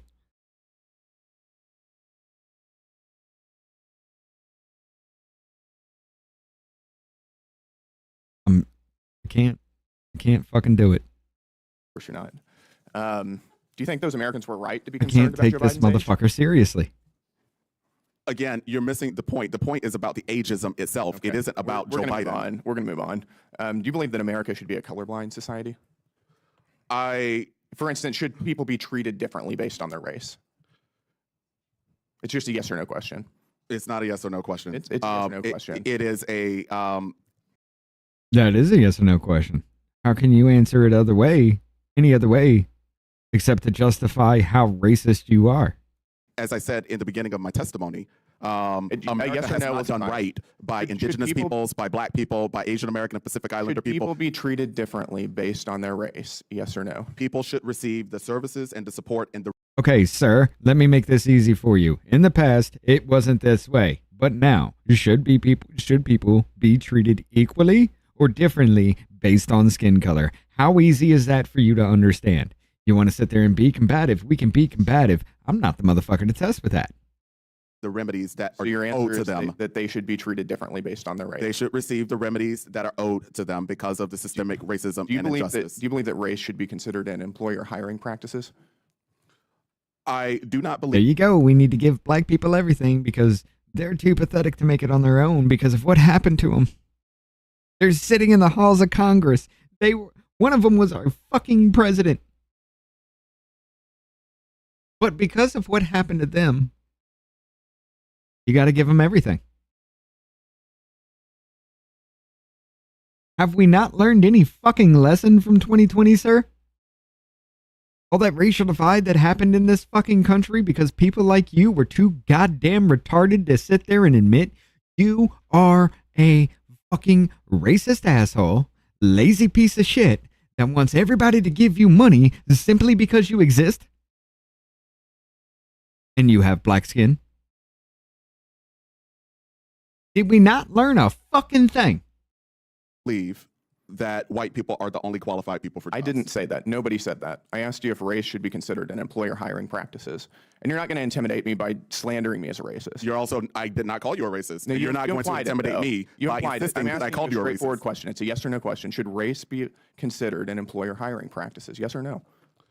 I believe that diversity ought to be considered as companies and other organizations attempt So to race reflect should- their so- So yes, race should play a factor in whether you get hired or not. Because black people have been systematically oppressed and they deserve everything because of it. Doesn't matter if they've actually earned it. Doesn't matter if they can actually do the job right. Just put them there because black people were oppressed. Again, you are saying black people are too pathetic to earn the position themselves, sir. I'll take customers, that as a yes. our country. I'll take that as a yes. Which race do you think should be preferred? I do not think that a single race should be preferred. You just said that you believe that race should be considered in employer hiring practices. I don't know, there's going to be a transcript of this hearing. I didn't say that in that way. Okay, why don't you explain what you believe? What I Very said briefly. and what I believe is that the demographic composition of workplaces, Which our is- nation's by military, and demographic so on, composition- our Congress ought to reflect the diversity of the United racial States of America. demographic You mean the 13 to 15%? composition. Racial demographic, is that what you're saying? Racial, gender. Okay, so race should be a factor in employer hiring practices. Okay, that's cool. 13 to 15%, everything. Hey, that means, what is it, 20 something? No, close to 25% of Congress itself is black. So we need to cut them out because they're overrepresented in this country. Let's take it down to 15. Let's be generous about it. 15%. 15% black people in Congress. That's it. Hey, you opened that can of worms, didn't you, sir? What up, Neuro? Yeah, that's what you're saying, is it not? Organizations ought to attempt to match the diversity you're of their. hopping around the question. No, You don't wanna I am answer it. answering quite straightforwardly. Who as a gets matter to of fact, determine which races are preferred? Ah. I don't. I already told you I don't have a single You just racial group told me ought that to you be. believe that the racial demographic makeup should be taken into account in hiring practices. And it should be reflected in all levels of companies and other organizations. let's Who talk makes about that college decision? admissions. Who makes that decision? Because if a white man made that decision, you'd have a problem with it. But if a black man made that decision, it'd be the best thing ever for you. So again, you're showing your racism. If two different children are applying for college, let's say one is white and one is black, and there's one slot available, should they be evaluated based on the same objective criteria? Test scores, for instance. Are you familiar with Should they- holistic admissions? Should they be held to the same standards regarding test scores? It's a yes or no I question. am a proponent of holistic It's admissions. just a yes or no question. Yeah, no, I can't answer that question for you as a proponent of holistic admissions. Got it. I'll take that as a no. Thank you, Mr. Chair. Ms. Randall? Thank you so much, Mr. Chair. You know, I stepped out of this committee for a while to go to my natural resources markup, and I think we began this committee with Ranking Member Krishnamurthy's question about where the words healthcare, financial services, and oversight were. And I have the same question now, because what a wild ride it was to walk into a committee and have a discussion about ageism and President Biden. You know, this committee has had some really meaningful and interesting discussions about health equity and the financial instruments we use to ensure we are reaching people. And I've really enjoyed the discussion that we had about the marriage penalty and how we need to lower barriers for families from forming in the way that is right for them. You know, there's no reason to have an unnecessary barrier if a family wants to get married when they have children, and they shouldn't be kicked off of the support that is allowing them to thrive just because they get married, because that costs the American people. Because they get married and their income together is more than the poverty line to receive assistance. That doesn't mean they need to come off assistance. What? That assistance is there for those who are living at poverty or below poverty level here in this country, you dumb bitch. So two people who are living at poverty level get married, combine their income, are they or are they not together higher than the poverty level? But you're saying they shouldn't come off of assistance just because their income became higher than the poverty level. This is fucking retarded. More in tax dollars in the long run if their child gets on public assistance because they have higher ACEs scores. You know, I'm sure many of us have dug into the social determinants of health. And I also know that, you know, Chair Grothman, you are really. What are you smiling about? The fact that you think you did something with that? Because if you want to talk about that, let's talk about how Planned Parenthood was set up to specifically kill black people. Let's talk about that. So you want to talk about health effects? Oh, the Tuskegee experiment. Okay, cool. The Tuskegee Airmen, bitch. What about that? Oh, shit. Let's not talk about that, right?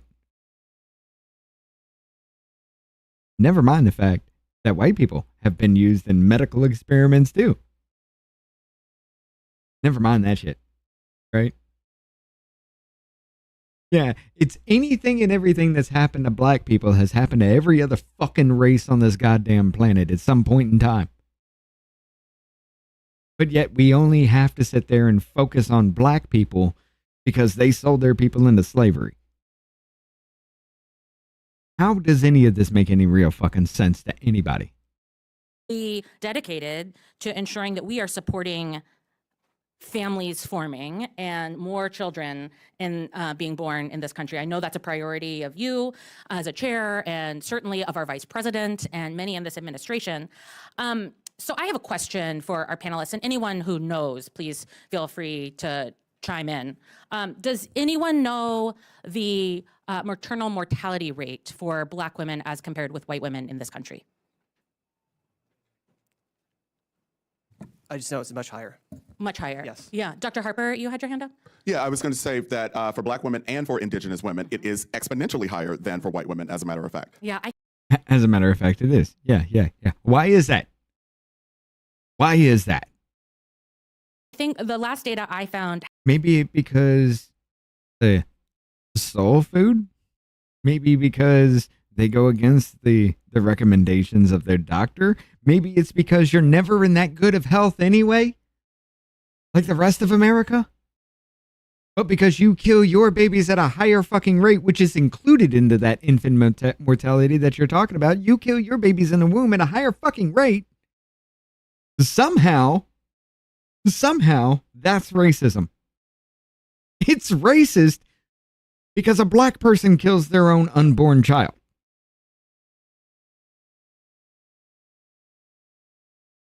I can't. I can't fucking, my brain is about to reboot on trying to follow this shit. Had 50.3 deaths per 100,000 for Black non-Hispanic women and 14.5 deaths per 100,000 for white women, non-Hispanic, non-Indigenous women. That's pretty crazy. Okay, you want to go with the women altogether then? Cool. How about we study the health of those people? Because everybody's fat here in America, Miss Randall included. Everybody's fat here in America. But the biggest ones seem to be the ones that live off public assistance.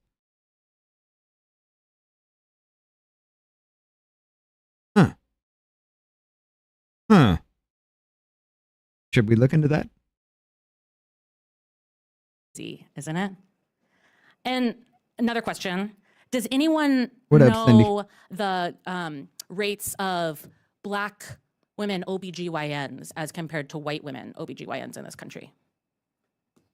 No. So how many black women want to stare at another woman's pussy versus how many white women that want to stare at another person's pussy? Like,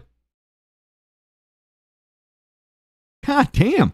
Maybe if black person actually filled those fucking roles, maybe their representation would be higher instead of trying to live off the system because they're so fucking oppressed that America should give them everything. So they continue to live off the system. I mean, it is a retarded fucking argument for you to sit there and say because the government was so bad, they need to give you everything because you can't do it on your own. So it must be handed to you because everything was so bad for you. It's a weird fucking flex for you to try to do that shit. I've done some work in health equity and understand that there's very few Black OBGYN females. Yeah, so it's about 8 to 11% as compared with 68%. Now, it seems like there hasn't been a lot of study from members on this panel on this, certainly majority. So now you're saying women staring at other women's vaginas is somehow fucking racist because white women do it more than black women. Are you going to sit there and try to make that fucking argument? Find out why the fuck black women won't stare at another woman's pussy then. What the fuck is this goddamn argument? Witnesses on this correlation, but it's there. Like that data is there. We know that when individuals have providers that share their life experience, that understand the challenges that they face, that share cultural connectivity, we have higher health outcomes. That data exists. And we have seen incredible work. Bitch, I just talked to one of the administrators, the IT administrators of a historical black university and college.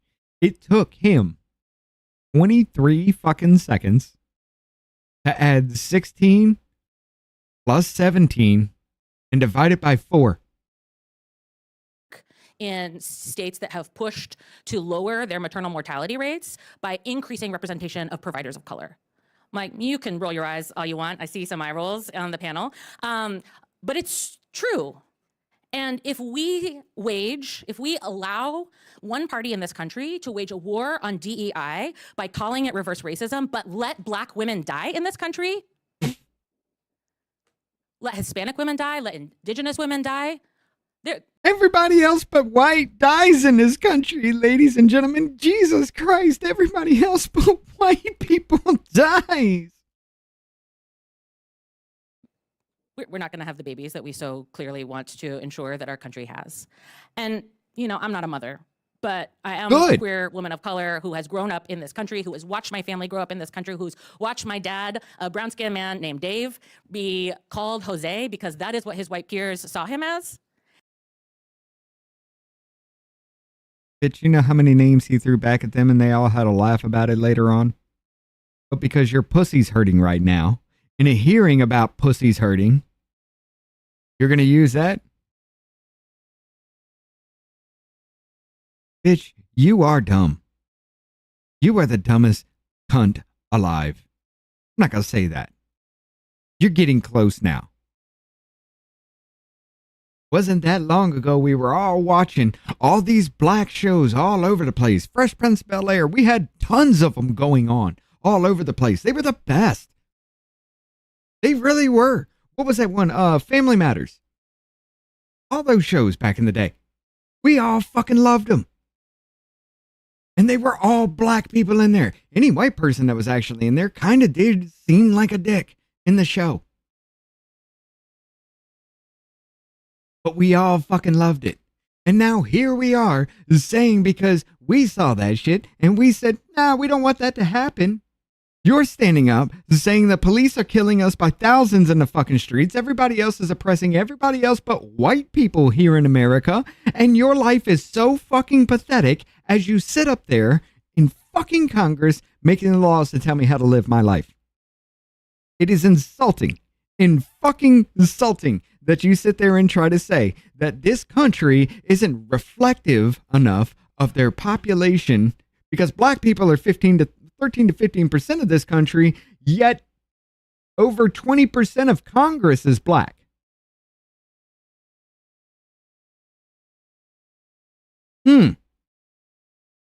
Should we make it more reflective and pull back your representation, your over-representation?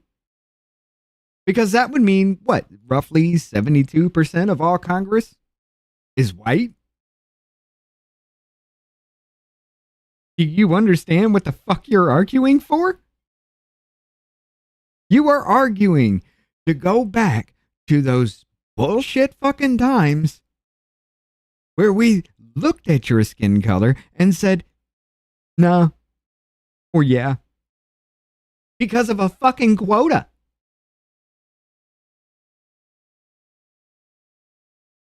And I think if we do not open our eyes to the truth about who is dying and who is living, then we are failing the American people. I yield back. Okay, I'll ask unanimous consent that 6 additional minutes be equally distributed to both sides, which is a practical matter, means 3 minutes for myself and 3 minutes for Mr. Krishnamurthy. So in any event, then I ask unanimous consent that 6 additional minutes be equally distributed to both sides without objection. I was objecting. So ordered. I'll go first here. Dr. Smith, one of the things I find interesting about this discussion is the idea that your value on an as an employee would be determined by where your ancestors come from. In other words, the implication being that there's an Asian way to be an engineer and a Hispanic way to be an engineer and a Northern European way to be an engineer. Could you comment on that ideology that your value of employee or the way you think as an employee comes down to, I guess, where your great-great-grandparents are from? I can tell you about some egregious examples in academia, but first I want to talk about this concept of colorblindness and the fact that colorblindness, or the idea that colorblindness is inherently racist, that comes from the DEI proponents that I've had interest with. Just like Gil brought up with that other woman that one time.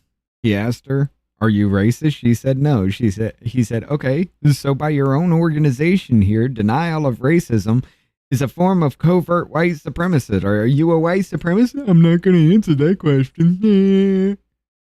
The same fucking shit.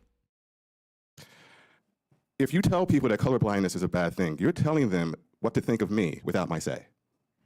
Right. If you tell somebody to look at a black person and say, well, they're black, you need to look at them differently, you're telling them to look at me differently without my say. Right. You cannot erase individuality, individual sovereignty from this. Yes, we are parts of groups, but we are also, and perhaps primarily, individuals. To answer your question more directly, there are some egregious pedagogies out there that I think we need to talk about, like ethnomathematics, for example. The idea that black kids learn math. Alex, thank you for the 5. How about the level of white people that get cancer compared to black people? How about the level of sickle cell white people get compared to black people? Never mind that they're genetically predisposed for that, but you know what I'm saying. Differently from white kids, and therefore we need black math. That's stupid. I'm going to be simple about it. It's really stupid. The idea that getting the right answer is somehow inherently white is stupid. The idea that having a teacher be the person with the most authority and knowledge in the room be a bad thing is stupid. Ethnomathematics is ethnocomposition. You write differently if you're black. All these things are there to divide us in certain ways. What up, David? And I see through it, and for that, I've been attacked. Hold up, let's get Davey involved here.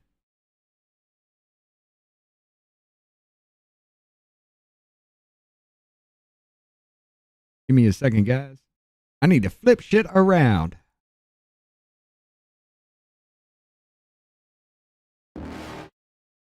And I didn't connect at all.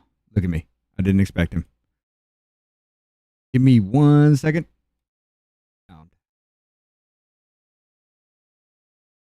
I might have to mute your side. Oh, and I didn't connect at all. Look at me. I didn't expect him. Give me one. Okay. Now I got to share my screen. Okay, now I have to deactivate the cam on here so I can bring it up on here. Ah. Hi. Can we connect cam 1 correctly?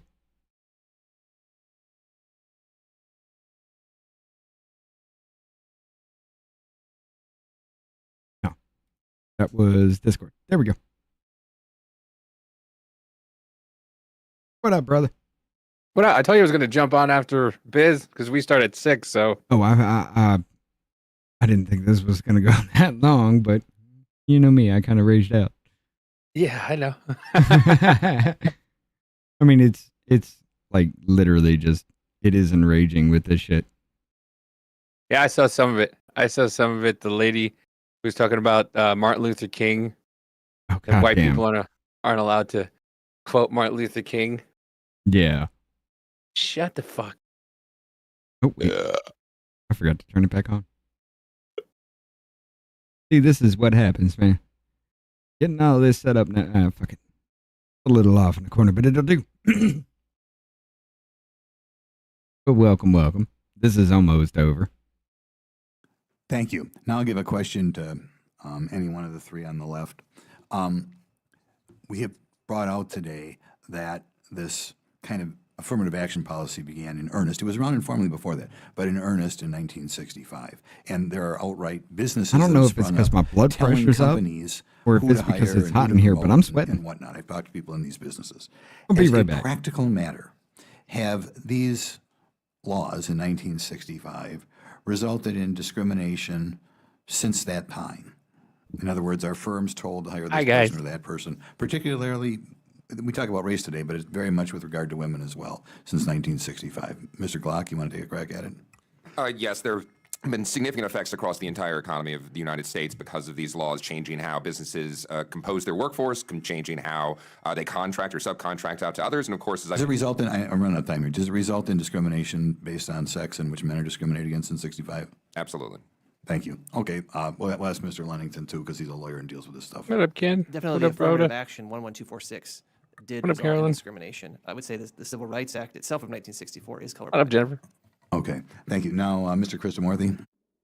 Sure. Let me give Dr. Harper a chance to answer that question, then I have a couple others. Sure. If the answer is yes, white women have been the biggest beneficiaries. Well, let me just turn my attention to one issue, which it blows my mind that in the name What up, of Cindy? DEI, we would get rid of the LGBTQ National Suicide Hotline, which receives 1.3 million calls and texts. And there are people who are specialized, and this was All we created during need the is the Trump No administration. Kings one, This is not and some we got kind a of bingo liberal, tonight. Democrat who Muffins created first this particular card, hotline. But in and we the made name it a of bingo. DEI, we are getting rid of a hotline. We got deficit. We got the mammogram one. We got Mike off. We got people of color. All you need is No Kings. We got LGBT MNO. Let's see. We had empowerment, but this one says female empowerment, so that's not going to work. Let's see. We had minority. We had big beautiful bill and slavery. And as a consequence, people are going to DIE. They're going to die. I guess we can give it trans And community LGBTQ too. youth are at elevated levels of risk for suicide, 4 times according to the Trump administration CDC. This is not the Biden administration, this is the Trump administration. My colleagues, to their credit, Republicans Lawler and Kim, wrote a letter asking, pleading, saying, please do not end this suicide hotline in the name of expunging DEI. We're getting rid of this hotline. That is idiocy. That's not excellence.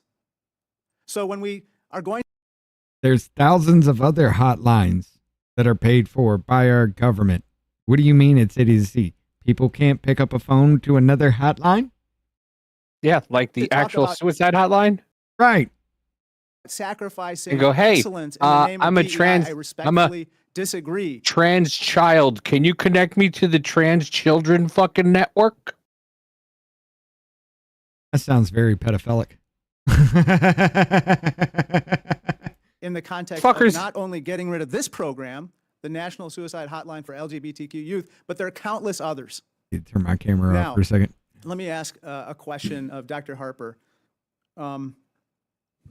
If we didn't have slavery, if we didn't have Jim Crow, if we didn't have discrimination of any kind, I don't think there would be necessarily a need for some of the efforts that have existed since the time of Jim. If we didn't have slavery, more than likely, black people would be a less percentage of this population. Because y'all still have warring tribes in Africa. What? That rape each other. And that's why you got the HIV problem. That's why, yeah. That's why they need those fucking AIDS banks open. God damn it. Jim Crow to address some of the issues that came about because of those prior, what I call original sins of America. Yeah, that's right. What's your opinion on this? Yeah, that's right. But to be sure, they're not only historical, they're also contemporary. Women continue to receive unequal pay for equal work. LGBTQ people continue to be discriminated against because of who they love. People with disabilities continue to not receive the support and the accommodations that they need in the modern time. So They don't face discrimination because of who they love. Unless it's a fucking child. And y'all went after children hard with everything. Not only with this racism shit, not only with the trans shit, not only with the feminism shit, but you went after them hard with this Israel shit and everything else. You've been fucking with the kids for too goddamn long. this isn't just historical, it's also contemporary. Thank you. I have a few seconds. I'd like to yield to Ms. Randall. Thank you, Mr. Chair. I will just ask for unanimous consent to enter a couple articles in the agenda into the record. First, a Brookings article on who uses legacy admissions. I think apropos to our earlier conversation about whether or not we are actually colorblind in admissions affirmative action, and also a Forbes article from 2015 that I think speaks to one of our panelists' points about whether or not there's a way to be a black engineer or a white engineer. Google Photos tags 2 African Americans as gorillas. Thank you. So because Google AI is racist, now it just shows how racist America is.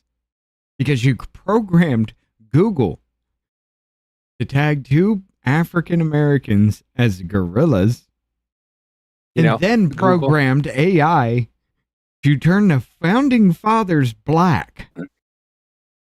And Germans black. Yeah, black Nazis. That shit was Black fucking Nazis. hilarious too. Mic off. And We what, get a lot of that. Confederate Well, and what thank you, Confederate Mr. Chair, soldiers for were like convening this hearing. Indians? Thank you to Yeah. all of our witnesses for taking precious time out of your busy schedules. Thank you to our Indians. members for joining. But I just return to something very basic, which is this committee has in its title, it is the Healthcare and Financial Services Subcommittee of the Oversight Committee. The more that we talk about subject matter outside the confines of what this subcommittee Glenn says I'm a is casino really American. directed to, Don't dead feather me, bro. the less I believe that we are going to be able to come together in performing our oversight roles. And today's topic of DEI is a prime example of What up, what Polar we should Bear? not be doing. Full on start, this not push subcommittee. start. I hope that we can return to a time where we can do bipartisan joint oversight with regard to issues squarely within the jurisdiction of this subcommittee. For instance, going after illicit vapes, which continue to plague the landscape and addict millions of teenagers to Yes. tobacco and to nicotine. Vape's the problem. Going Not after, not giving fucking practices children or testosterone companies or or hormones. entities that That's might- not the problem. Not cutting off Vaping. child's dicks. It's vaping. Or tits. You know, or give them hormone blockers. That's not important. Vaping. That's the problem. Idiot. It's the dumbest fucking shit. Deflect has already been had multiple fucking times. I mean, that's a freebie kind of situation. But poison our baby food Take with it easy, toxic heavy Jennifer. metals. Going after those people who might prey on our youth through big tech.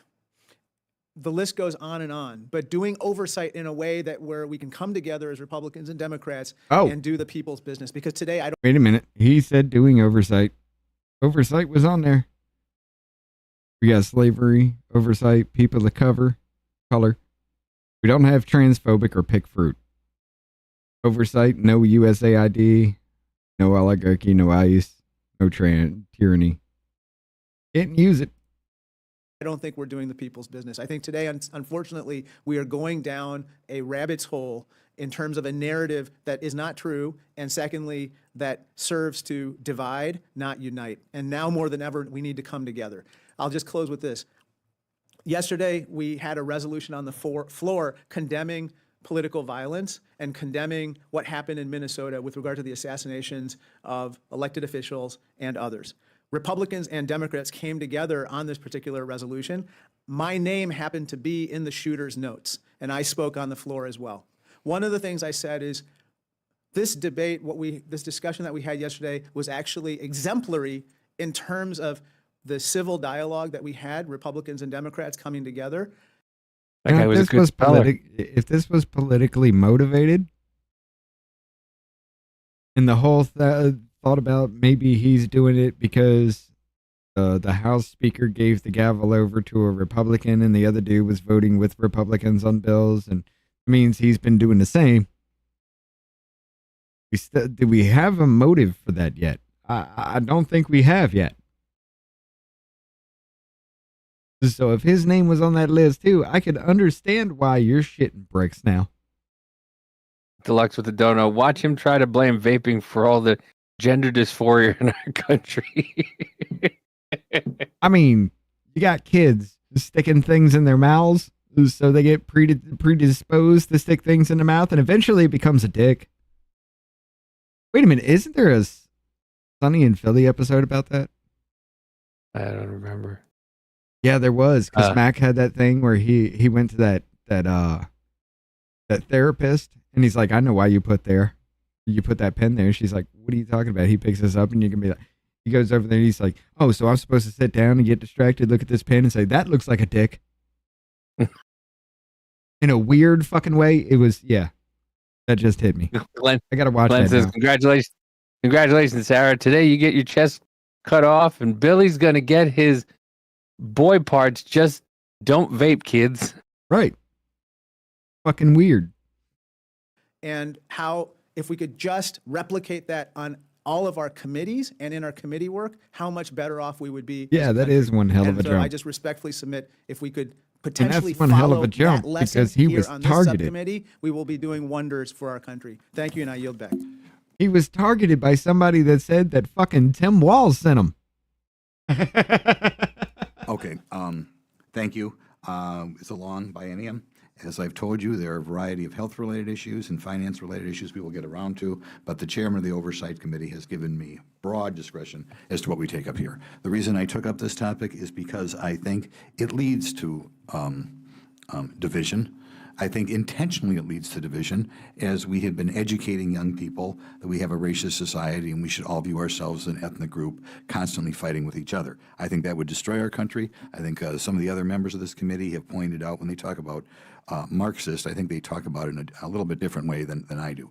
I think it is trying to destroy our country, particularly at a time when we have so many immigrants who are people of color from all around the world, to have a bureaucracy that is educating people that they should walk around with a chip on their shoulder. And I think on the face of it, the successes of people of color from around the world who come here, be it from Africa, be it from North Africa, be it from the Pacific, what have you, would indicate that everybody can make it in America. And I think people who talk about how horrible things are wind up only hurting the people who have to breathe this stuff in. I also tried to point out that diversity is not determined by where your ancestors come from. Okay, everybody lives in different backgrounds, has different parents, and insofar as there is an ethnic view of engineering or an ethnic view of medicine, well, that's kind of absurd on its face, right? I mean, to say that what do you as a black man, how would you approach being a dermatologist is, or maybe how you would approach as being an OBGYN is a little bit ridiculous. There's a right way or wrong way under the medical literature how to do things. I did want to bring this up because I think if we're going to move forward in a nation, we have to look at the last 60 years and the degree to which preferences have been given. I was glad Dr. Harper brought up that the preferences frequently benefit women, but in any event, the fact that the preferences are out there should destroy any public perception that I think the Democrat Party is trying definitely to promote. I know President Biden talked a lot about white men and white male supremacy and that sort of thing, which I think was incredibly divisive. But I wanted to talk about the law in the past because ultimately I want young people to know that's a lot of bunk, right? And we have actually had what I'll call reverse discrimination, including a lot of reverse discrimination for women, as Dr. Harper pointed out, over the last 60 years. In any event, I'd like to thank the four of you for being here today. I hope that's going to be on CNN. We all do what we can to educate the public on the effect or the laws that have been out there over the last 60 years. I honestly don't think Rothman come here cares about that. I've never seen him on news, which it's not. News clips. I think a lot of that evidence can be shown in the wild success that people who've come here from all over the world have in our country. I think we also should look at some of the absurdities of this law. Let's see you, Cindy. We're going to wrap up here soon. Shows why we should get it behind us. The fact that I can come from a person come from a family of multimillionaires, but if I'm a person of color, I'm considered disadvantaged, which is ridiculous. I can be 1/4 Mexican and be considered disadvantaged, which is ridiculous. And I do, as one of the Democrats pointed out, I do think it is very good or a huge benefit in life if you come from a strong, stable family background. They're wonderful parents of all types, but I think people who want to help other Americans rise would do better on educating people or focusing on telling people the importance of trying to provide a good, strong family for every American.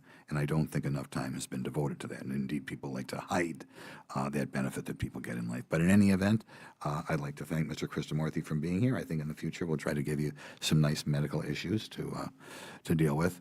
And I'd like to thank the four of you. I know this is a potentially controversial issue. Is he a proctologist? You dipped your toes in it, and I appreciate doing that. And I hope you use your careers to educate the public on kind of the danger of educating young people that expectations of society is based on where your great-grandparents came from rather than what you do. So thank you. And, I got to say, with that and without objection, all members have 5 legislative days within which to submit materials and additional written questions. Bullshit. Blah, blah, blah. We're done. Hey, so I've been trying to fucking make this announcement for the last couple days and I keep forgetting.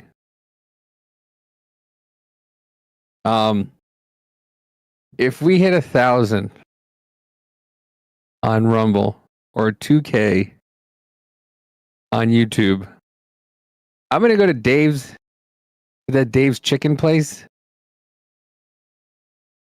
that Dave's Hot?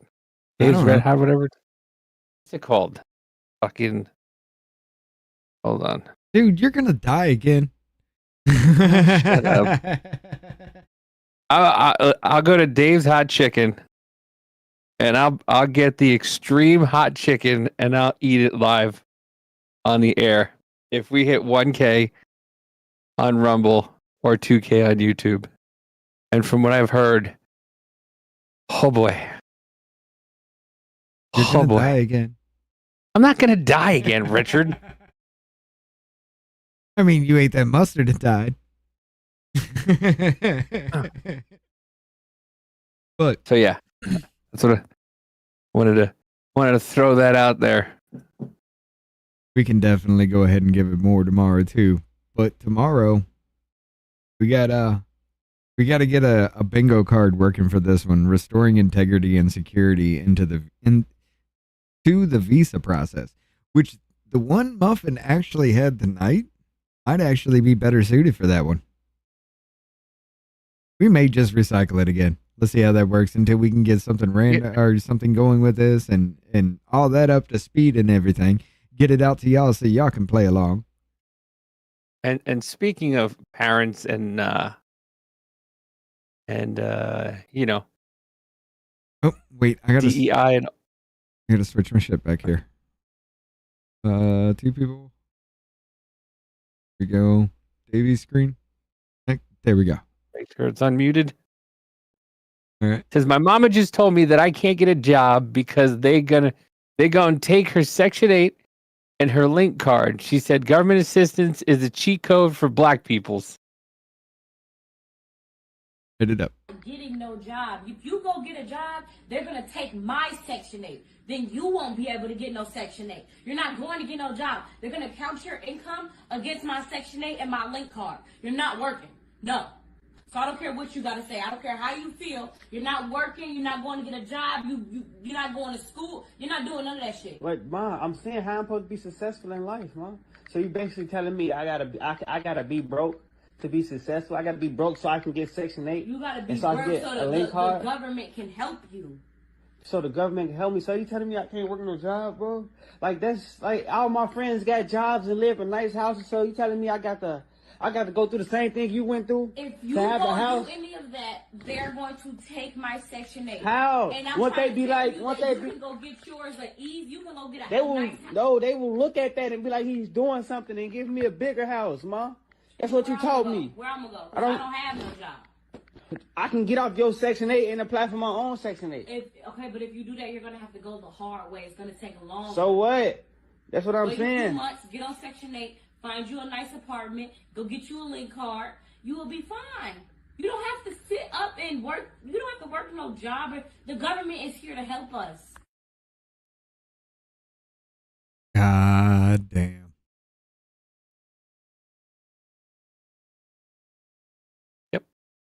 Yep. Government is there to help you. But ladies and gentlemen, we're going to do this one tomorrow. The restoring integrity and security into the visa process. There's a few good ones in here that I was listening to off and on today, but I'm going to go ahead and give you a preview of who the fuck's coming up.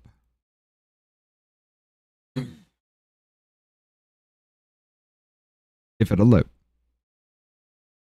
Do anything at all. By the way, police officers shot armed cop convoy on Santa Monica streets. Police still looking for gunman who shot officer.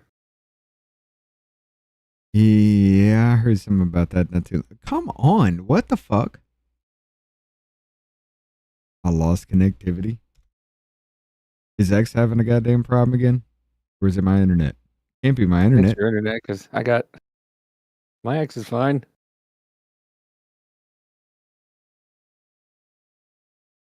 All right, you are seriously. What the fuck? You're just now loading up. Okay, here we go. I'm sure that's zero. Hold on. This is who's coming up very, very soon, ladies and gentlemen. This was during a hearing about the border and illegal crossings. What? That was earlier last year, wasn't it? Something like that? Yeah.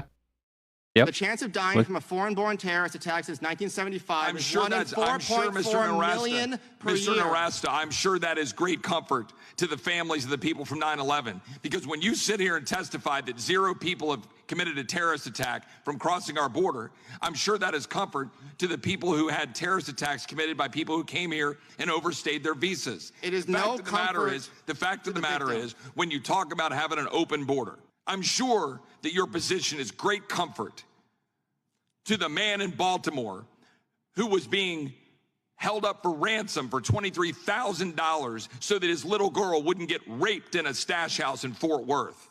Have you talked to that little girl or to that father?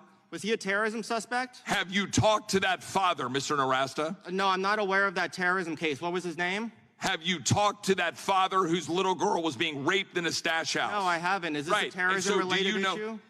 I'm answering the questions, and this is the subject matter I want to talk about in this. That kind of dude. So it was supposed to be about terrorism the entire damn time. The entire time he said terrorists don't come through the southwest or southern border, but if you want to solve this immigration crisis, open the fucking borders and let everybody in. You don't even have to, go through the process. Just make them all fucking citizens and let them in. You want to solve the problem? There it is. I didn't see anybody that had a hat that said terrorist on it. How do you know he's a terrorist? There's 0.0001 terrorists that committed the crimes. And yes, he's back. Yeah. ICE knew about these Iranian nationals, Oh many my of whom were God. criminals, before the administration decided to bomb Iran. This is going to be fun tomorrow. What fucking... I thought my hair was bad. He chose to look like that in front of the Congress on television. What the fuck is wrong with that dude? Well, we all know. He's whacked in the head.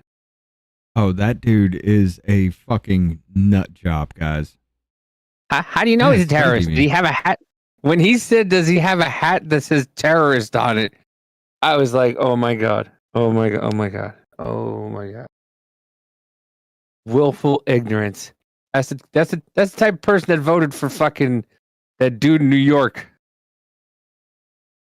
Zorhan Mandam, Yeah. whatever. Yeah, man, I'm gonna make bread lines. Ma'am dammy. Yeah, Mister, I'm gonna make bread lines. Dude, New York York's is so fucked. fucked. Yeah, they are. They're really fucked. There's no way in hell they're going to choose a Republican. They will vote in a socialist who's going to make them bow to the fucking government before they vote in a Republican. He wants to keep rent control. No, And he's not be able freezing rent control as soon as he gets into office. It's frozen at that. Yeah. Yeah. Which is So why people you are got just so gonna many fucking- fucking slums and the buildings are all falling to shit because nobody's got money to replace it because they can't make money anymore with it. That little bit of Yeah. extra when you're sitting there talking about your rent so high and everything in an apartment. If something happens, your AC breaks. Guess who replaces that? It's not you. It's the landlord. Where does that money come from? Oh, that little bit of extra that he charges you every time he gets rent from you, just in case something happens. He can cover the cost of that and keep you running. Kind of like your own insurance. But fuck, here we go.